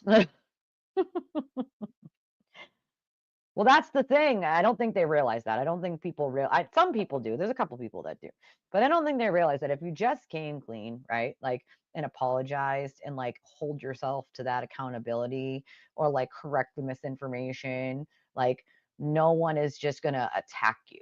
Like, more than not, people are going to have actual like they're going to feel bad, that you got roped into that, and see, they're gonna be like, wow, that's somebody who took accountability and apologized, or like tried to correct the misinformation because they realized they were wrong at that point. Like, and it's like people would have more respect if you did that. And I know, because people have come to me and I have told them this, like, and they have found that if they actually just do that, like, that people are actually very receptive to that. Like, because nobody wants people to be shitty, right? You want people to be good people. I like people. A lot of people are people. Like, they like people. They don't want everyone to be shitty. And you don't want to think that there's a lot of shitty people out there. And you don't want to think that there are people that take their time just harassing people based on something that this whack job said. Like, like, you want to think people are good. You want to think there are decent human beings out there. And there are a ton of decent human beings out there. I think a lot of people just really were lied to, and they're having a hard time sort of backing out of that being wrong, because they're, one, afraid, and two, they've probably put time, energy, and money into this so far that they need to see it through to the end. And there are going to be some people that keep going until the wheels fall off. If she's found guilty, they're going to say, oh, we got to appeal, and a whole nother like huge theory. I mean, it'll fade away at that point. Other cases will come. But I mean, come on. Like, I think those are the people that, like, are just so far gone they can never be helped. But I think there are some people that stepped back and realized, like, she keeps changing her story in every interview, and based on what her attorneys claim, right? Like, at the first trial, if she's saying something different now, that clearly tells you that she's not telling the truth. The truth does not change. Does not change. We know who did it, Steve. Now it's we don't know who did it, and it's not for us to know. That's a way to change their defense into we don't know, we just know it wasn't her. Like, into before is we know who did it, right? They knew who did it then. Why wouldn't you know who did it now? If you were telling the truth, right, and you knew who did it, it wouldn't change into we don't know who did it. Like, it's like, come on, guys. Like, it's not really hard to figure out. She has changed numerous aspects of her being innocent story, and the truth doesn't change. The times don't change. The things that you did don't change. The truth is the truth. You cannot change it. It appears to me all our defense team ever does is file. Yeah, they file motions on purpose. They are never ready at court and look like they need more time since Hank Brennan entered the scene. Want to know why? Because Hank takes half the time to just destroy anything that they claim. Because when you have the truth, right, and somebody's just constantly lying, it's not hard to be like, here's the truth, right?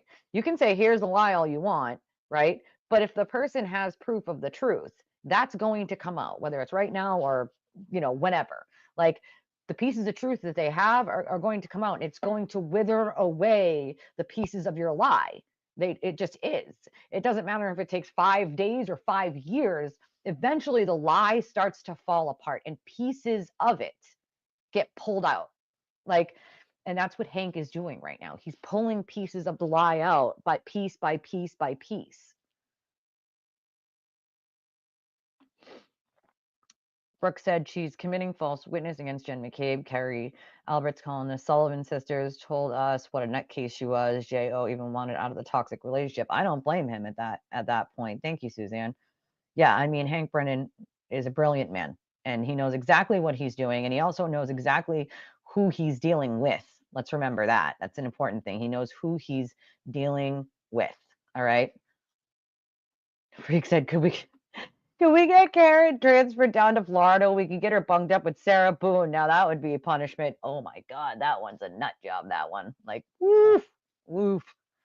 Two Drop said, Hank's the bomb. He doesn't need to be rude like Jackson, as Hank got class. He's not playing up to the cameras, and I love it. How scared he is of Hank. You can see all of them slowly fading away. It's funny because you can see a little bit of nervousness in their faces and their body language now with Hank, where they did not have that when it came to Lally. Yes, two peas in a pod, exactly. Garen said in an interview, the state is playing hardball.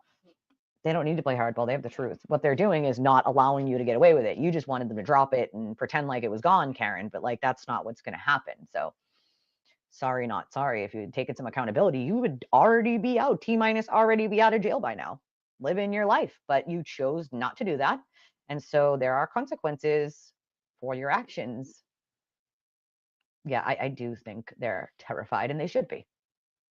They should be, especially because he's going to take, once again, every little piece of lie that they melted into one big melting pot, and he's going to pull it out piece by piece with actual real life evidence and say, they said this, but that can't be true because of this. I mean, there's no way out of it at this point. The defense can't just magically change the entire story, because then their minions know, right? They're already trying to like change little pieces of it, which are just going to smoke her in the trial to begin with if Hank starts playing all of her interviews. Like, that's going to be very, very bad for her because her statements do not align at all. And her smugness, like, we already know that the jury did not take kindly to all of her facial expressions and body language during trial when the jurors were in the room. Never mind, imagine what they watched when they, like, some of them probably went back and watched the trial, like the parts that they didn't get to see themselves when they were like in the juror room and like, you know, voir dire and all sorts of things. So some of them probably went back to watch, and a lot of shots the news cameras get like her face, like worse facial expressions when the jurors aren't in the room. Like, so it's like if she can't control herself with the jurors in the room, it's even worse when they're not. Like, imagine what it's going to look like when they start showing all the different interviews and all of the, like, because she doesn't hold back a lot of the times when it comes to that stuff. Like, she can't help it. Like, she has to be in control so much that she can't help it. Like,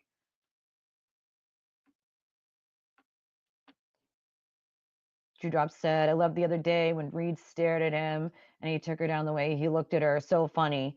And she should be told to stop turning around and smirking at her family. She's so disrespectful. That's another thing. I don't think I've really ever seen, I've seen a defendant turn around and look at their family, but I don't think I've seen them do it as many times as I've seen Karen do it. And she'll do it and be like, ha ha ha, or like, it's like, bro, you need to control yourself. Okay. You need to control yourself. This is your trial, sweetheart. Okay. This is your trial. Like, breathe. All right. Like, but she can't help it. She is such a control freak, and she's so smug that like even the jurors picked up on it. And I called this during trial when we streamed the entire trial. I said, this is not going to be good for her with the jury. These facial expressions, the smugness, like the jury is not going to like that. And they didn't, as we know now. Like, yeah, I think it will eventually. I mean, if anybody ever actually reports it, maybe, but I don't know. Maybe they leave it alone. Who knows? You know, who knows? Yeah, it was noticed by the jurors. And so it's like she can't control herself. So it's not like she's not going to do it again. Like, she knows she shouldn't, but she's going to because she can't control herself. Like, because like I told you guys before Hank started like this case, like before he ever walked into that courtroom, I told you guys, pay attention to him. He commands the room. And I meant it. I meant it. He's a very smart man, and he commands that people pay attention and listen when he speaks.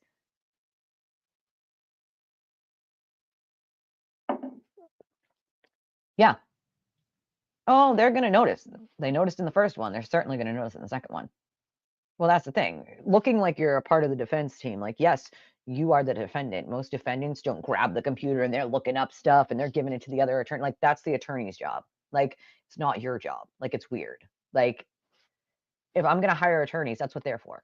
Like, I might whisper something to them.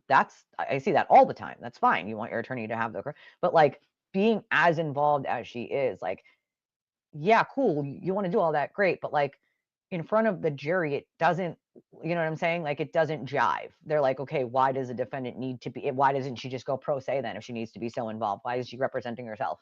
Like, like, yeah, it doesn't help her. Not even a little. Like, Karen Reed's mom, I can't read her. I feel like she, like, it's almost like she never wants to look at the camera. right? And like she lets Mr. Burns talk, and Smithers has got to get him sometimes because he needs. Who said it? Maybe Freak said it. I can't remember. One of you guys said it. Like he needs a neck pillow, so Smithers is gonna have to bring a neck pillow. All right, Nathan, aka Smithers, you're gonna have to bring a neck pillow for Mr. Burns because like he's been falling asleep lately. Like you're gonna have to do something for Mr. Burns. He's having a hard time sitting in court listening to Mr. Alessi talk for 17 hours. Like, I'm just saying, like, Smithers, you got to do your job here. Right? Modern day Charles Manson. I could agree to that. Should an X right there, like the Manson girls. Like, I mean, her mom, though, like every time she's on camera, it's like she puts her head down a lot. And she stands off to the side of Mr. Burns, and she doesn't usually say a lot. She just lets him talk. But like in the interviews where she's like on TV and stuff, she's still almost like a back piece. When they do get her talking, it's like, Meh. Like she doesn't say much. And I almost like I get the like feeling that when she's talking, she doesn't even believe what's coming out of her mouth. Like this is just what she has to say. I don't even think she believes the things that are coming out of her mouth. Like her dad might, but I just don't. Her mom just, she's very like, no sort of like, just blah. Like that's really like, unfortunately, like blah. And it's almost like when she speaks, those things that she's saying are just like things that were practiced, not things that she actually believes. Where, Mr. Burns, like when he says things, you think he actually believes the things that he's saying. Like whether it's true or not is one thing, but he actually believes the crap he's spewing, like something like Mr. Alessi's argument was great. And I'm like, what?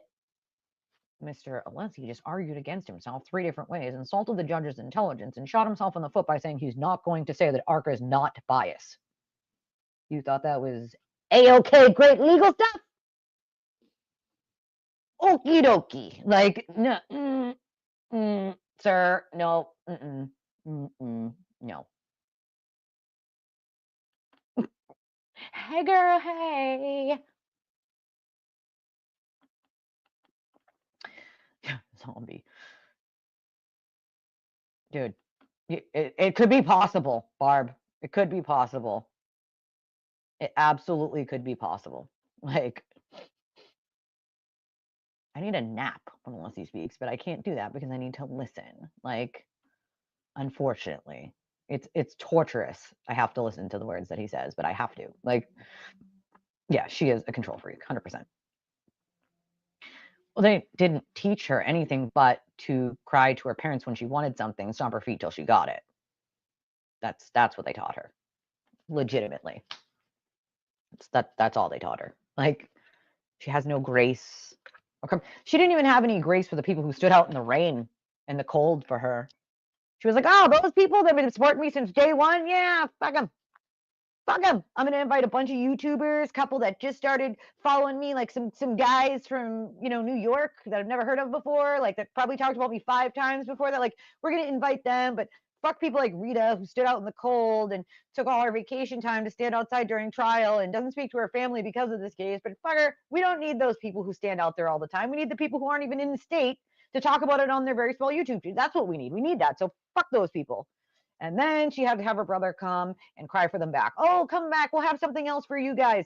Because afterwards, they realized it was a kick in the teeth to the people who had been supporting her and giving money to her. And you saw those people drop off because they were like, if we're not appreciated for what we've been doing for her, like, F this. Like, why would we? No, bye. Like,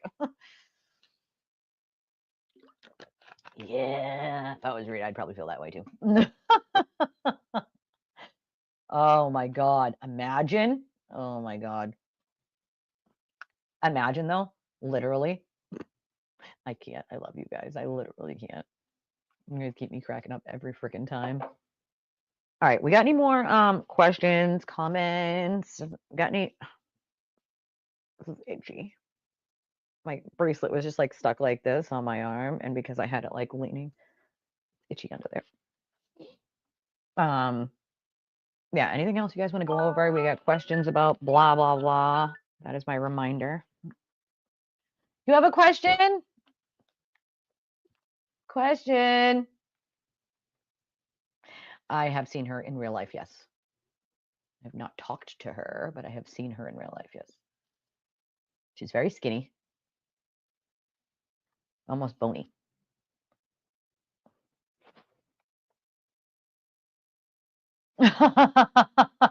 Girl, you don't got to tell me. I don't know. I've had that happen before, but this one did not. I haven't had one do that in a long time.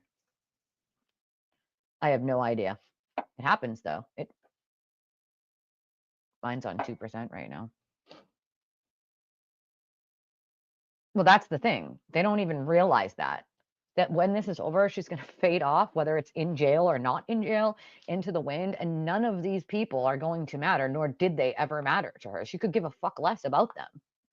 It's the money and the gifts and the things that they pay for. Like, it's not about real anything, like, well, that's another problem. I think she realizes they're not every one of them is of high intelligence, or any intelligence for that matter. Yeah, that we talked about that earlier, the campus bookstore. So ridiculous. So ridiculous. I'm gonna keep an eye though on the docket, because I almost guarantee we'll have some other like decisions and stuff. So if I see anything else, I will either pop in here, talk about it on the Twitter, one or the other. Like, let me just check real quick and make sure I don't have any other donos to read, because I don't want to leave anybody out.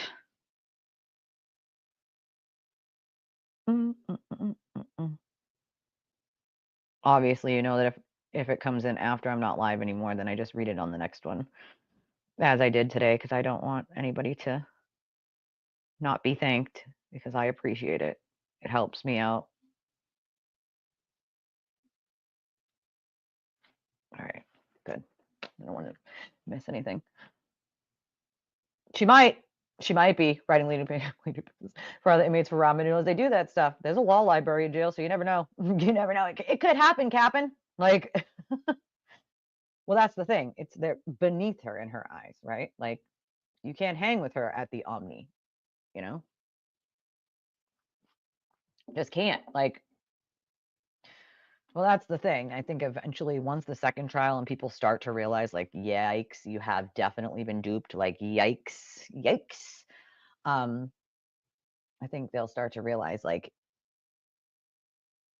you wasted a lot of time and energy on this and on hurting people you didn't even know.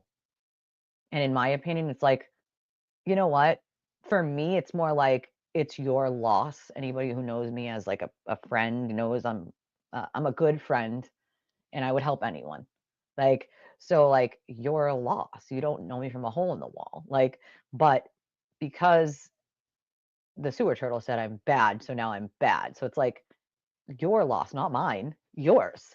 Like, some of you know me in real life, like, and know what kind of person I am. So it's like, for me, it's like, I just am like, that's okay with me. Like, that's totally cool with me. I don't need fake people. You know what I'm saying? Like, I don't want that to begin with. Like, I want real people, like, that don't think it's okay to go harass and intimidate people that they don't even know, that they've never met a day in their lives. They don't know a single thing about. They just assume based on what someone else said. You should get to know people for yourself before you throw opinions about people out there. It's common sense. If somebody's sitting there trashing another person, and it's not in defense of themselves being trashed, more often than not, it's because there's something wrong with them, not the person that they're trashing. So, unfortunately, there's a lot of these people out there. And honestly, I have to just say a prayer sometimes for them, that they'll figure out what has happened to them and come to their senses, and, maybe try to put some good karma in the world. I still say, like, go to the hospital and pay for a parent's parking or lunch that day or something. Like, go find a family, because every single one of those families could use some help, Go and I'm please remember, you guys, if any of you want to message me on X to get the guy's username. I'm not putting it here because the mob, the cult that likes to hate watch, will go harass the poor guy. But please show support to that man on TikTok, please.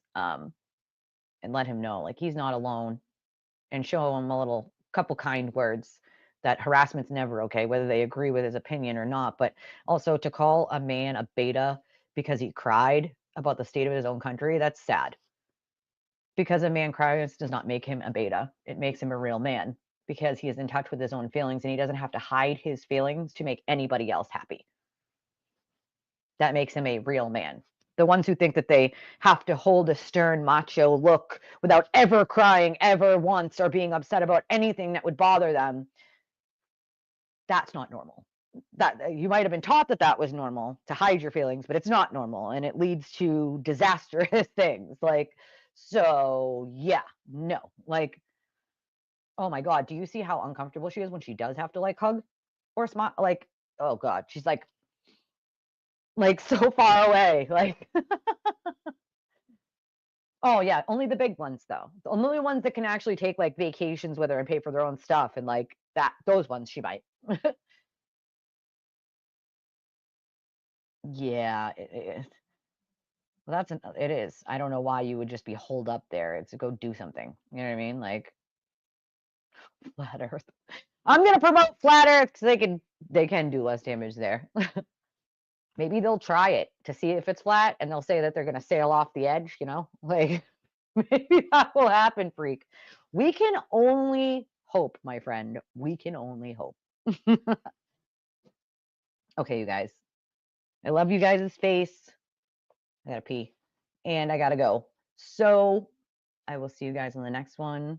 Make sure you like and subscribe and hit the share button. And if you can, this thing here on the bottom tells you how to donate to the channel on Cash App or Venmo or PayPal. I thank you guys so much always for being with me, and I will catch you guys on the next one. I'm going to see my replay crew, and I'll see you guys in the comments when you watch it over again and you missed it. But I love you all, and I will see you on the next stream. Have a good day, everybody.